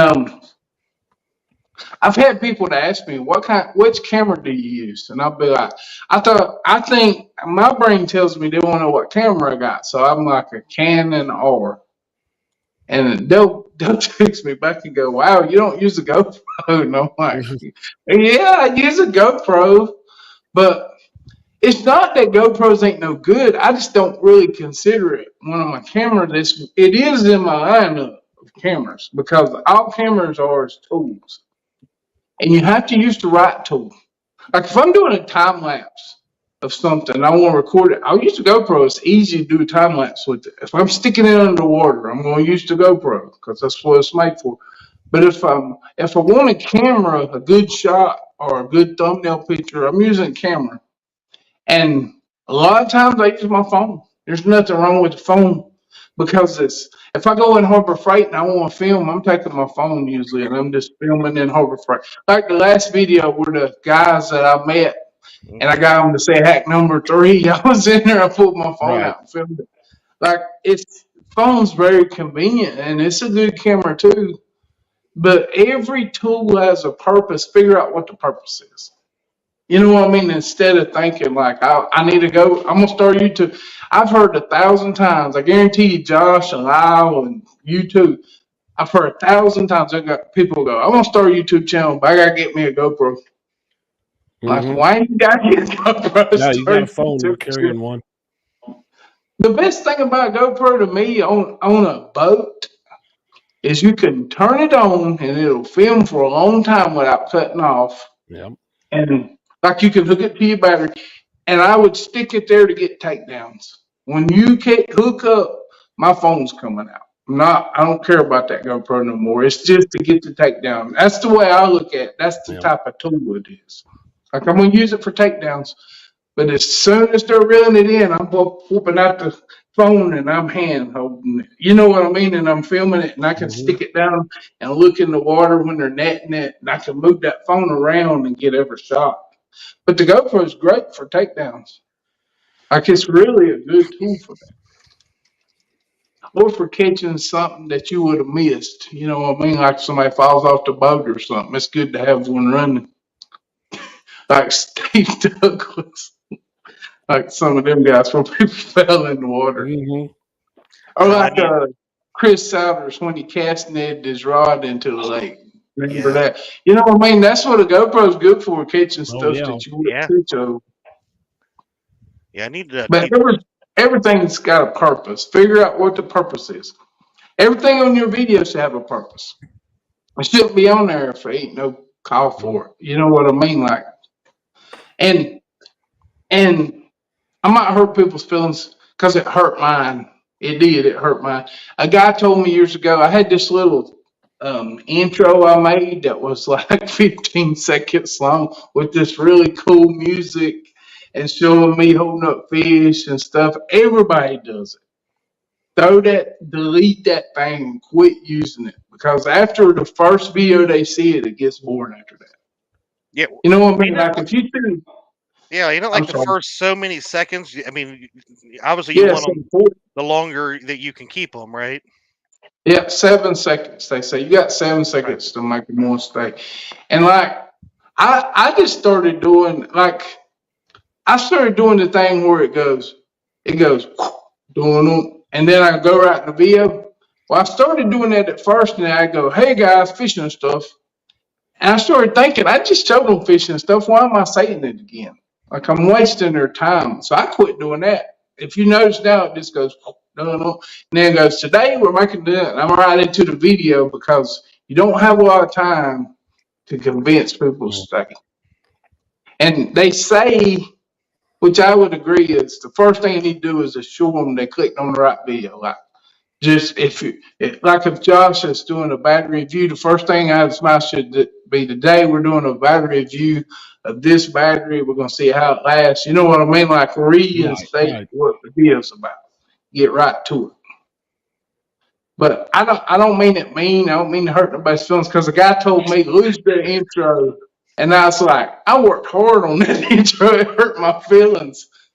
And about 6 months later, I was like, you know what? He's right. That's too long. I don't need that junk on there. So I deleted it. But I didn't want to hear it. You know what I mean? Because I worked hard on it, and I didn't want to hear that. Yeah, I mean, that goes back to what I was just saying, that being able to take that feedback, right? Because the only way you get better is to not just do, like you said, it's if you do what you want to do, you're only going to grow so much. I'll be honest with that, in my opinion. If you actually start listening and you have or doing your research, and you have people that you can go to that have, like I said, done something better than you've already done, or have knowledge that you don't have, and you start picking those brains, that's only going to make you better. Or if I say, hey, what did you think about that last video? Well, it was good, but you should have done this. You should have taken that stupid intro out because it sucked, even though you worked really hard on it.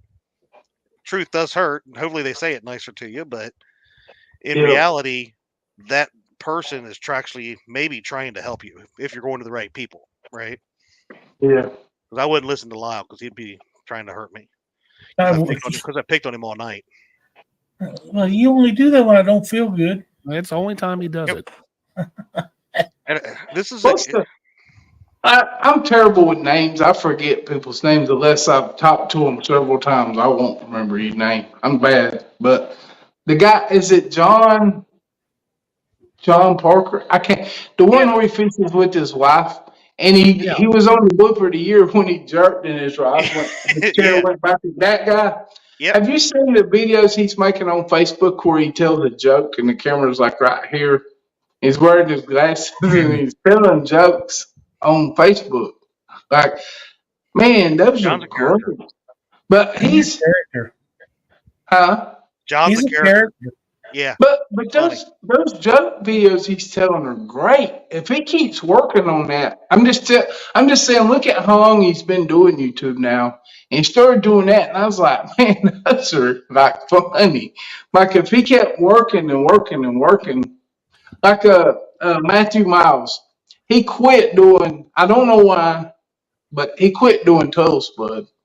But like he was on to something. I kept telling him, like, man, you're on to something. Like you can't expect instant success. If he would have kept on, like Total Spud was pretty funny.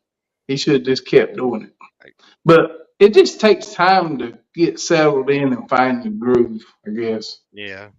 Well, Stan brings up a good point. You know, and I think a lot of people do nothing but lives because of maybe they are afraid of the editing. They may just not want to do it, you know, put the time into it. But editing can be very daunting to some people. Now, the only way, in my opinion, to learn is to jump in and start learning different stuff. And, you know, we've talked before, improving something and learning different features, learning every feature that one thing has, whether it be like the sound effects or the transition rooms or whatever. You know, when you first started, How long did it really take you to get decent at it? And what was your steps to? Okay, stop laughing. You know what I'm saying? I told you like 3 years. I wasn't joking. I remember, like, nobody really noticed me until I changed over and started just doing DIYs, and then it still took a little time. I think I had 1,700 subscribers when Lyle asked me to be on the first time. I'm not saying he never noticed me before, but when I got to that point and changed the way I made videos, even Chris Flores commented one week and my head blew up. Like, I was not ego wise, like I was just like, oh my God, Chris Flores commented on my video, and it just makes you feel good. But it took about 3 years, I think. It took a while. I think you had already switched over to doing them that way when we met down at Catfish Conference that year. Yeah, I was think just you'd already changing changed over. Yeah, and I told you then, I said, man, we got to get you on a show, and you said, no, I don't think I'm ready. Yeah, and I said, Keith, you're going to do well, and I said, I really do want to get you on Catfish Weekly, and he said, when I decide that I'll do a live show, I'll call you, let you know. And my God, how many years was it, Keith? It's a couple of years I did that before I did one. A couple. Live streams is what my thing. No, it was. You didn't want to do it, and I understood that because we get people all the time that don't want to do them, or they don't have internet service, or they That time I met you, when I met you at CatCon that year, on the way up there, I was already changing everything. Yeah. And the people I was riding with, I was like, I'm not doing any more fishing videos. Like, I'm deleting some videos. I'm just doing DIYs. And they was like, really? Like, you're stupid. Kind of looked at me like, really? Like, that's stupid. And I don't know. I just had a hunch that was what I should do. So that's what I did. Sometimes you got to up. Yeah, I knew then you was going to be a big success in the industry because you worked so hard at it. And even in those days, when I talked to you, you was so knowledgeable and willing to share that you could explain stuff. When you ask somebody else, they say, well, you just got to do this or that. And maybe that was right, maybe it wasn't, but you was always truthful and helpful. And like I say, the video quality that you was doing then was so much better than a lot of the guys that had lots more viewers at that time. But you was new, but you wanted to do it, and it showed it that you wanted to do it. I learned some tricks when I didn't have no money. I just started. I didn't know much. But one of them, this is an interesting trick. If some of you guys just got a GoPro, like say you're filming something and you just got a GoPro. When I was down in my shop working, I filmed my drill press. Well, it's like way back here, when you watch it on video, and I was like, that ain't gonna work. Like, I didn't have a camera yet to zoom in or nothing. So I got to thinking, and 4K is 4,000 pixels. Like this screen, there's 4,000 little dots on it. That's 4K, or around 4,000. 1080p, there's 10,080 pixels. So if I crop in 1080p, it gets blurry faster because you're cropping. Like if you go down to a quarter, then you're going down to 240 pixels. So it's getting blurry real fast. Well, what I started doing back then, I didn't have a camera. I'd take my GoPro and set it up, and I'd run it on 4K and film the drill press. And then when I edit, I'd crop it into a quarter so it'd be closer, and it was still 1080p.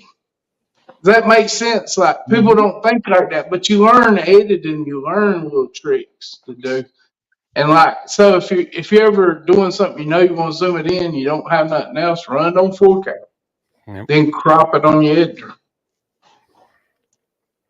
I know that wasn't a question. That was just a tip. Well, I have one more question, and then we also have one more person to come up and say hi to us here in a few minutes. But one thing I don't think we touched on is video analytics. How important do you think it is to go in and review what's going on with your videos, whether it be demographics, You know, yeah, what we were talking about earlier today, and I can't even remember. I'm drawing a blank, but impression click-through rate and all that kind of stuff. Yeah, it's important. Like VLX is super important. My wife fussed at me all the time for being on YouTube when I was little because I was always looking at them, seeing how Viz was doing, seeing what was going on, learning what the analytics meant. Like the gender or the geographic location, that stuff's nice to know, but it don't really mean nothing because you can't change that stuff. Like somebody's watching in Australia, that's nice, but I can't change it. You know what I mean? I can't decide it. But the things I can change, I want to study. Like, and we was talking about click through rate earlier today. That's what you're talking about. And and a lot of the gurus, the YouTube gurus, they'll go, you need at least a 10% click through rate, and that's really confusing to people. It confused me when they said it. I was like, how come I don't have a 10% click? I go back through my video, but that's not really correct because what happens? Like I've had videos, they start out at 30% click through rate. And maybe that's my audience, I don't know, but they'll start really high when they show it, or 24%. Well, if it starts that high, what happens is YouTube's going short because it's high, and then it's going this nosedive. Mm-hmm. I got a video from a couple months ago that's got 1.4 million views on it, and it's got 2.8% click through rate. You go, how did that happen? Because it started out really high, and it's got 25 million impressions. So YouTube showed it 25 million times to get the 1.4 million views, but you divide that into it, and it looks low, like 2.8 or something. It's low, but YouTube knew it was a good video, so they overshowed it. So it's going to ruin your click-through rate. So it depends on when you look at that stuff too. You have to understand that. I noticed too, because when we were talking about that, I went through all of 2023 for Catfish Weekly and pulled all the data. I went all through the 13 shows we've done so far in 2024 and started looking. At first, I was like, this don't make sense what Keith's talking about. And I'm like, the click-through rate, it was better on 2023, actually, when I went through it. But what I noticed, and really, and you really start digging into the data, our impressions are way higher right now. So what we've done in changing stuff is starting to push out to more people. Our views have actually hit to where we're hitting right now over 500 average of views, a show. So that's starting to increase as well, right? So I'm starting to see that. So like you're saying, look at the whole picture of the analytics when you're looking at that, not just, my percentage is lower, because what you just said, the more they're pushing it out, it's got potential to go lower, right? It's going to crash your click-through rate when you get more impressions, but you want more impressions. So that's not the click-through rate's not as important as impressions, but something else, like I used to watch videos when I first started, and they'll go, what does this YouTuber make? What does this YouTuber make? I know people that do YouTube have seen one of them eventually. That's a lie. Nobody can tell what a YouTuber makes, because I can have this video that's got 1 million views, and then this video's got exactly 1 million views, and they're nowhere near similar to each other, because it's all like which commercials get put on, how many commercials are on the videos, if they made it through all the commercials. They only might have watched half the video and didn't watch but one commercial. You know what I mean? It's just, there's so much goes into that. That's a lie. You can't tell what a YouTuber makes. I can't even tell what I make, like what I'm going to make, because it's different every time. And that's kind of the way click-through rate works. Like you can't just say it needs to be above 10%, because that's a loaded answer. You know what I mean? Because it's got a ton of impressions. It's going. How'd I get 1.4 million views and I got 2.8% click-through rate? Because it's got 25 million impressions. It ruined my click-through rate. Right. To get all those views. And I'm glad I popped this question up here, but they were wondering. You started talking about like the value of different videos being different based off of the ad revenue is what they put out. But how attainable is it for somebody, you think, to actually make a living doing just YouTube versus having a You can do it. 9 to 5? You can do it. I'm doing it. I think, not bringing up no names, I think Catfish Day's doing it. Kayak Catfish is doing it. There's several YouTubers doing it. You can do it, and it don't mean you're rich. Like making a living's not rich, but some YouTubers make more than others. You can do pretty good. I made what I made on my job for a long time doing YouTube. Sometimes I make more than I made on my job, but for a long time, but it's kind of scary to quit a job you've been on a long time unless you just don't like your job. Yeah. But it's possible, but I don't really know what the views you would have to get would be. Maybe 30,000 a day or something. I don't know. Like, if you can get 1 million views a month, that's a good paycheck, but that's hard to do. And if you can, good paycheck being like a paycheck, I'm not talking about he's a millionaire. You're not going to get rich getting 1 million views a month. Like the rich YouTubers get, 50 million every video. Yeah, That's way yeah. different than 1 million. They're getting more like 1 million views a day. Yeah, we're talking about making a living, not getting rich. But yeah, it's possible, especially if you're doing like affiliates and different things. I don't do many affiliates actually. I have I got Caleb to give me a code for Big Cat Fever because I did the rods on video, and I told him I didn't want nothing. He was like, "You don't want nothing?" I was like, "No, just give me a link." I said, all I want is analytics. And he was like, "What's that mean?" Because I'm an analytic person. I was like, "I want to know how many people went through my link to you. I want to know how good it worked." That makes sense. Like, it's another analytic. Just like last time I was on with Dieter, he said subscribers mean so little. Subscribers are analytic. Like, you can say it don't mean nothing because YouTube really it don't mean nothing in one way. Like, because YouTube's going to show your videos to who they want to. Like, you can be a subscriber and never get a notification from my channel because YouTube's a dictator. So subscribers don't mean nothing. But at the same time, subscribers do mean something because that's another analytic. Because it's very hard to get somebody to subscribe after watching your video. You know what I mean? You can see, like, if you got, what I'm saying, if you get a video that gets 100,000 views, but you only got 100 subscribers from 100,000 views, and you're a small channel, what's that, 1% or 0.1%? 0.1. Like, it should be a little bit higher than that. So you need to make better videos. So that makes sense. Like, it's the analytics. That's the way I look at it. 100% agree. And I wanted to say one more thing, like, because I watched the one that Lau did. I think James was on here back then, but you had John Jeffcoat, you had Jeff Manning, Dieter, Coon Creek Outdoors, and somebody else. Yep. I can't remember. You had a bunch of them on there. I like that video because I like YouTube. I like listening to it. I don't even care if I disagree. I still want to hear your opinion because it's all about learning to me. And but they're talking about what editors to pick, and I got a little bit different view because of experience. It's not that they're wrong. It's just the way I see it now. Because hindsight's 20/20.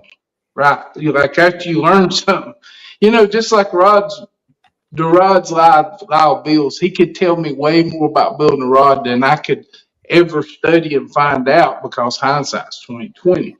And when you start with an editor, get a decent editor. Like most people always say, get an easy to use editor. Like, get the simplest editor that's easy to use. But I would say, get a decent editor. Like, that you can afford. It don't have to be a Adobe Pro Premiere or nothing like that. But like if you want to try to film more, get that. It's cheaper than Adobe Pro. Get that. The reason I say that is because, like, I just got another computer. I was telling Chad, I was laughing because he hates apples. I don't use. I'm not an Apple guy. I got Samsungs and I got PCs. Well, I bought me an Apple, and the reason I did it was because, like, I do tax write-offs, so I get a computer every couple of years anyway. I want a faster one to help me edit. And so this time I got an Apple because I wanted to try Final Cut Pro, and the only way you can use Final Cut Pro is with the Apple. So I was like, I'm gonna get an Apple. I'm probably gonna shoot myself. I don't know. I might end up loving it. I might hate it. But the reason I'm talking about that, my whole point is get an editor, a decent editor when you start, because the hardest thing in the world is relearning a program. Oh, It yeah. is like, don't start with the cheapest editor because you're going to run out. You're going to hit a wall, and you go. I did when I started. I got the simplest editor I could find because I thought the same thing, and then I was like, how they put and click subscribe down here in the bottom?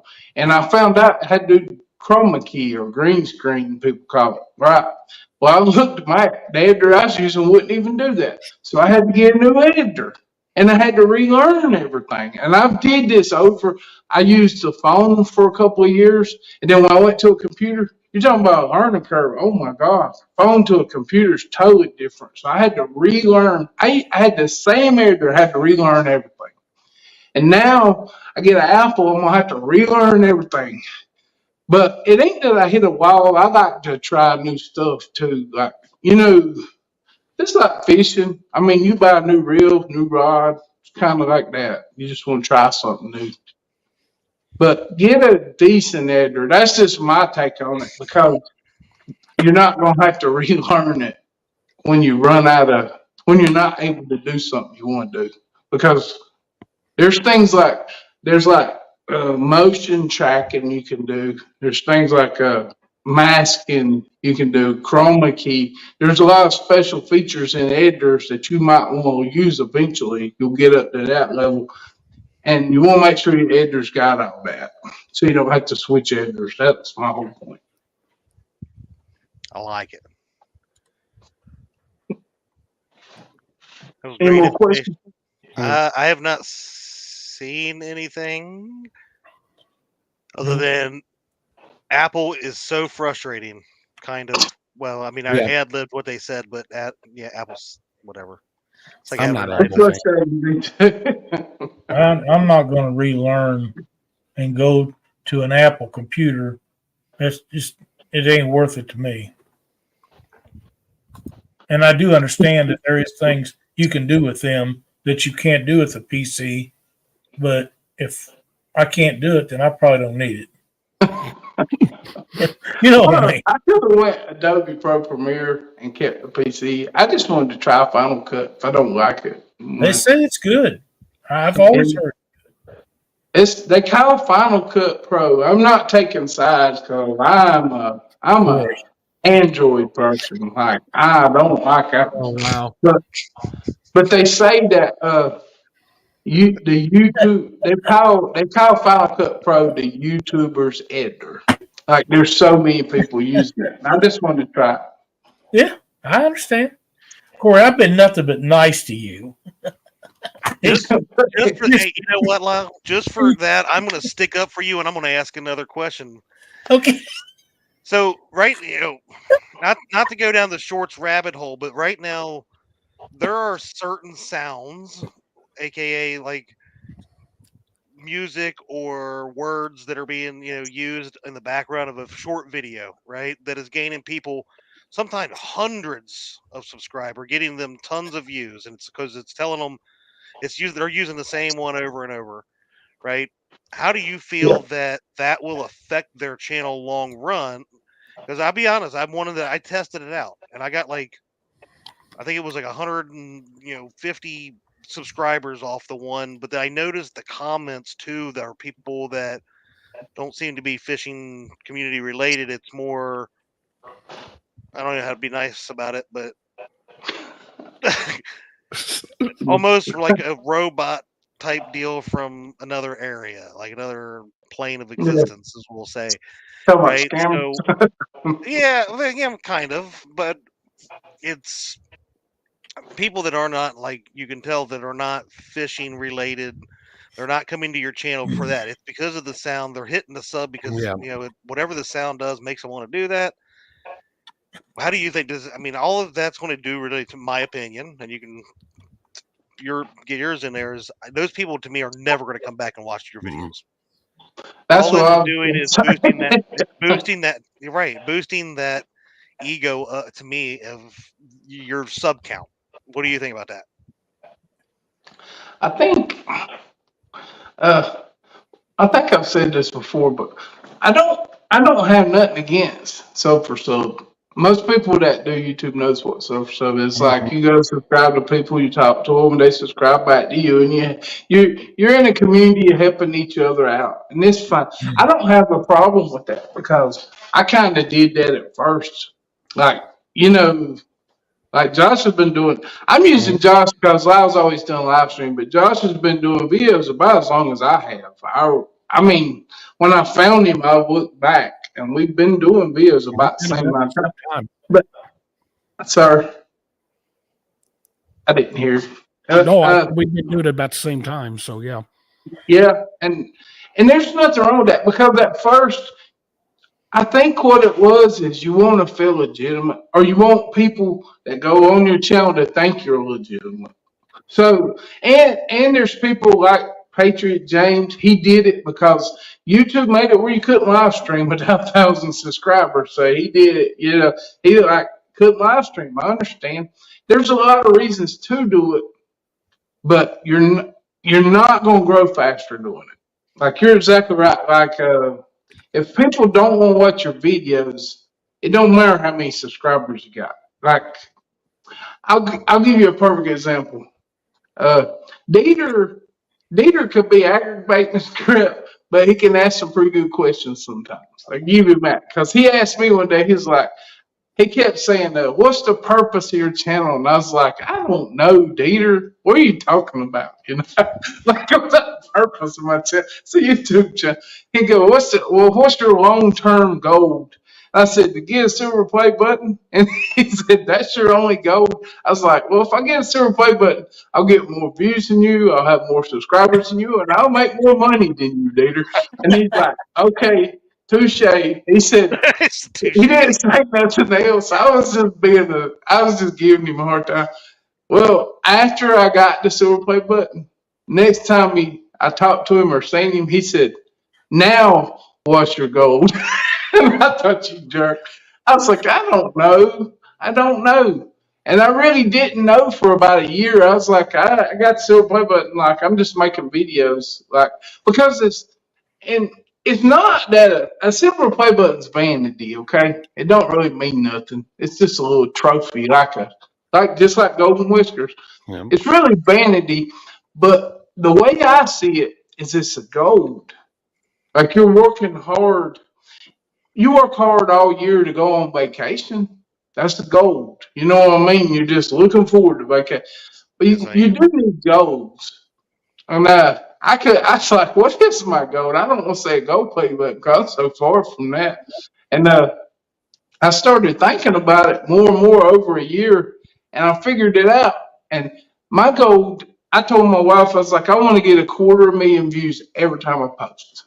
That's a better goal, than subscribers. And the reason I went through all that is the sub for sub thing will never cause that to happen.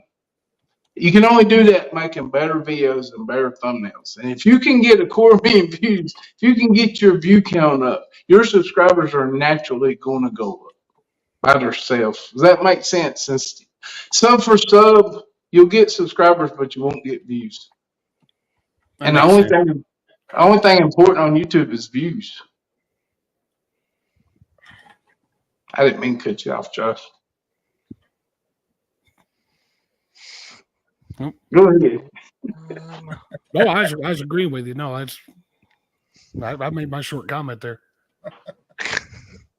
Boys, I'm going to reel it in before I get somebody in trouble because I can keep asking questions all night long. But we also need to get some other supposed self-proclaimed awesome person of fishing who wants to do a quick promo on something he's got coming up. If you want to go into that real quick, and then we can see if Josh has got a bragging board for us. And We do can have a close it bragging out. board. So All Sweet. right. I'm going to bring him in right now. All then. right. Welcome, So, Corey. You've been very patient. Oh, I'm I know enjoying it's- this conversation. oh, he's been I know hanging it's out all down in the Chad's basement fault. sending We're going to messages. blame everything on Chad. That's all right. You like that, right? Chad, I'll ask a lot of questions. I get it. Keith, I've been in that spot. Dude will ask you questions all night. Like you ain't got to go to bed or something. Let's hear about your tournament coming up this weekend, Corey. Yeah, absolutely. Appreciate you guys letting me come on here. We have our Gallipolis event that we've been talking about for a couple weeks coming up this weekend. Right now, the river charts are they're iffy. It looks like it's coming back down. It's gonna depend on how much rain we get tomorrow. The canal looks fishable to me. I've talked to several people. I've talked to 2 tournament directors down there as well as a lot controller who all says that the canal will be fishable. We're going to wait until Wednesday night to make that call. The canal that we're going to be fishing down there in Gallipolis, the canal from the Ohio to the Buffalo Bridge is like 24 miles. Plenty enough room to get 100 boats in. So hasn't been decided yet. We're kind of leaning towards we may shut the Ohio off if it's unfishable and everybody's got to fish in the canal. We don't know for sure yet. We definitely want to have the event. We've been advertising this event since the 1st of January. So to make a change in the 11th hour is going to suck. But I will say goal. Jeez.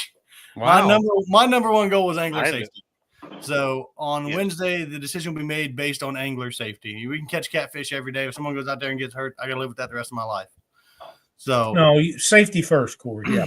Yeah, absolutely.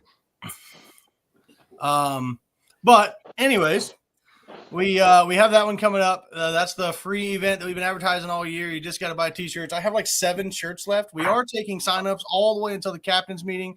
We have 2 captain's meeting. One of them is Friday night, 5 p.m. at the is it a Comfort Inn?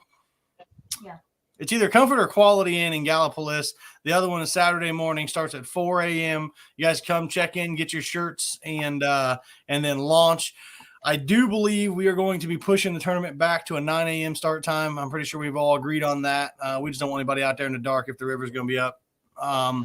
So you'll be able to launch at 7, leave the ramp at 8, start fishing at 9. But if you guys have any questions, the Mid-Ohio Catfishing Tournament Trail on Facebook, or you guys can send me a message on Facebook, Corey Jeffers, and we will we'll answer any questions you got. We did just go over 100 boats. We're at 102 boats now. So we are well on our way to having a great event, I think. It's going to be probably the largest event to launch in Ohio this year, and we are super excited about it. Awesome, man. And then on top of that, I don't know how many of you guys saw, but we launched our King of the Bay event. It's a new event for this year. It's going to be ran a lot like the Walleye Fall Brawl, where for a 2-month period from May 15th to July 15th, you fish the Sandusky Bay. And we're going to take the biggest 2 fish that you catch. So you'll catch a fish. You have to go to the Sandusky Bait Company to weigh it in. All the rules are on our Facebook page or on our website, midohiocatfish.com. That's also where you register, is on the website. But you fish for those 2 months. We're going to take the 2 biggest fish caught in those 2 months, and they'll win. First place either wins a brand new boat or $10,000 cash, whatever you want of the 2. And second place wins $5,000 cash. All right. I just dropped the Facebook page there in chat, and I'll try to look into see if any of those dates work for me because I am ready There you go. to win. That will for sure hold this There we Saturday. go. Bring only You- those weights. Wait, you said it was just going to be like the walleye guys, so I figured No, I needed there to bring you some go. of these to Believe it or not, need we are bigger ones going to than be, that. we're going to be metal detecting our fish when we weigh them. Crazy, we got to do that on Lake Erie, right? It is crazy that you have to do that.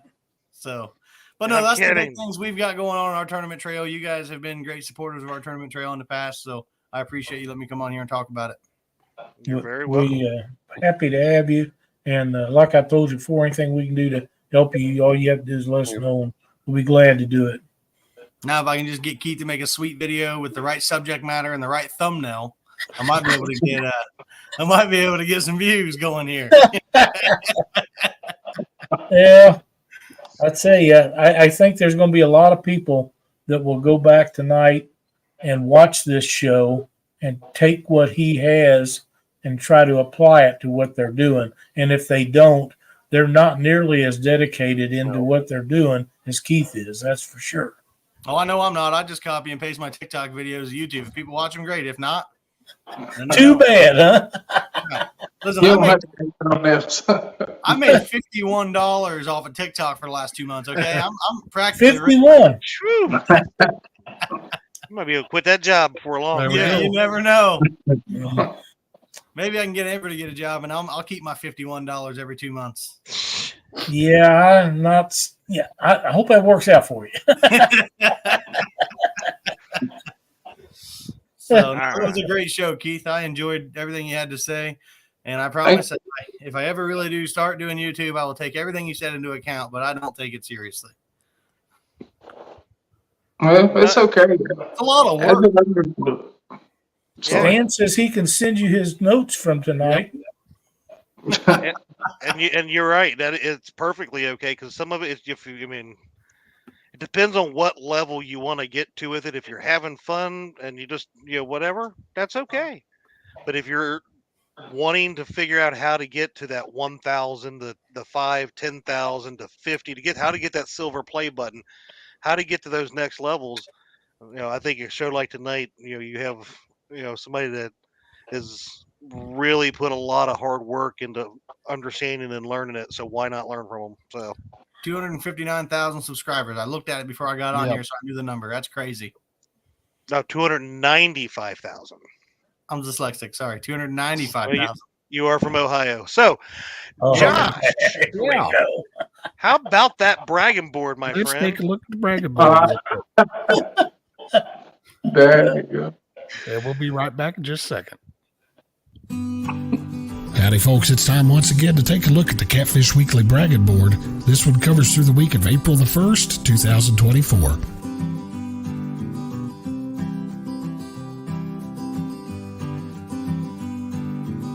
Leading us off this week, we have Miss Amelia. Amelia did some fishing with Roger from Muskrat Adventures and landed her first fish ever on St. Patrick's Day, and that's a 15-pound blue catfish. Congratulations, Amelia. Great job.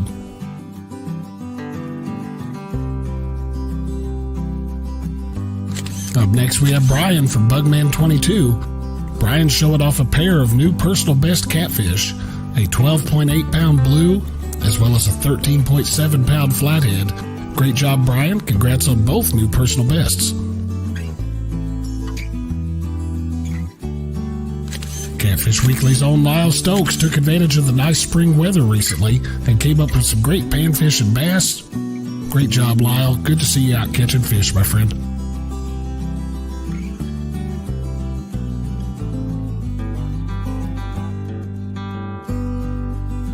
Pontoon Jody continues to be on fire.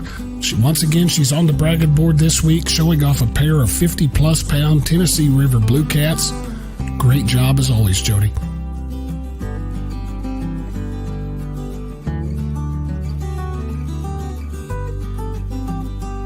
Up next, we have Roger from Muskrat Adventures. Roger is another person who is no stranger to large fish, and this week he's proven that with a 40-pound blue cat. Congratulations, Roger. Great fish.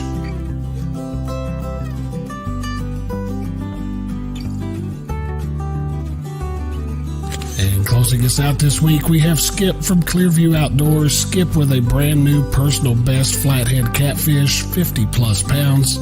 Great job, my friend.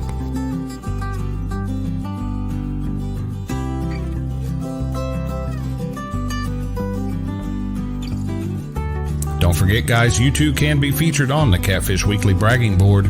To be eligible, the fish needs to have been caught within the past 14 days, and we accept pictures of any species of fish.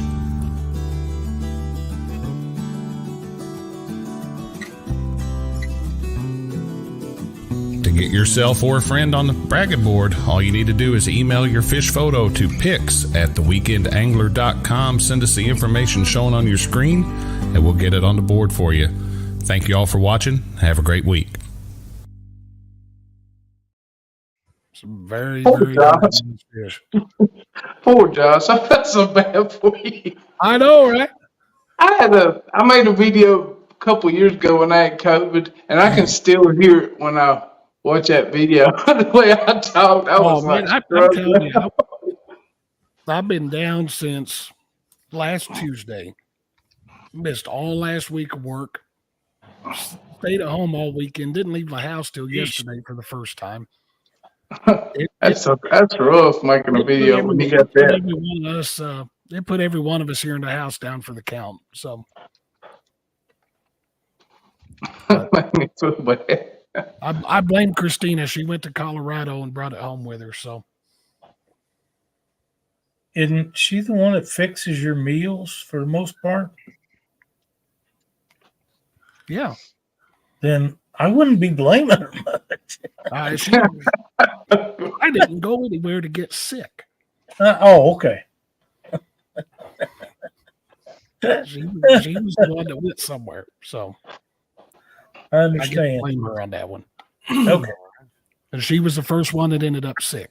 So there we go. Oh, that's really bad. That's hard to explain it. Kind of hard to deny that one. So I got you. I'm almost sure somehow it's Chad's fault. I don't care. that works too. I mean, we could blame Chad. That's fine. Now. Hey, you know what? It won't be the first and won't be the last list to put me on. Go ahead. Jeez. You're I right ain't about that. scared. I Malcolm ain't telling you to hit scared. me or what? How many lists are you on, Chad? Probably quite a few. I mean, I missed. is what it is. But guys, especially Keith, this is an awesome show, dude. I appreciate you coming on and giving us all Very this, much so. this I knowledge. appreciate them having me. Loving the new sign. Obviously, your wife just rocks because she knows who I am, and that's all that matters. Because I might like the top of her YouTuber list, so that's cool. Her favorite one. But thanks everybody for watching tonight. We do appreciate it. If you have not hit it on the way out the door, please hit that thumbs up. We greatly appreciate it. We'll see you Wednesday night over on Panfish Nation, Lyle. Yep. Anything going on? No, No, we're just we haven't decided what the subject's going to be this week yet. All righty. Well, tune on over there to Panfish Nation on Wednesday night, and over on Fields to Water YouTube channel Thursday night, the bait shop. What'd you throw at me? We got a group of four of us now. God only knows what these guys are doing behind my back and what the show will be about. So, with that, Josh, you got anything else to close us out? I think that's going to about do it for this week. So, all right, buddy. I hope you guys feel better, and please be safe with all the storms that are rolling through. There's plenty of them to go around, and they're going to be hitting at different times in different places. So, And they're going to come all night. that's right. All right. Good night, everybody. Have a good week. Thank you.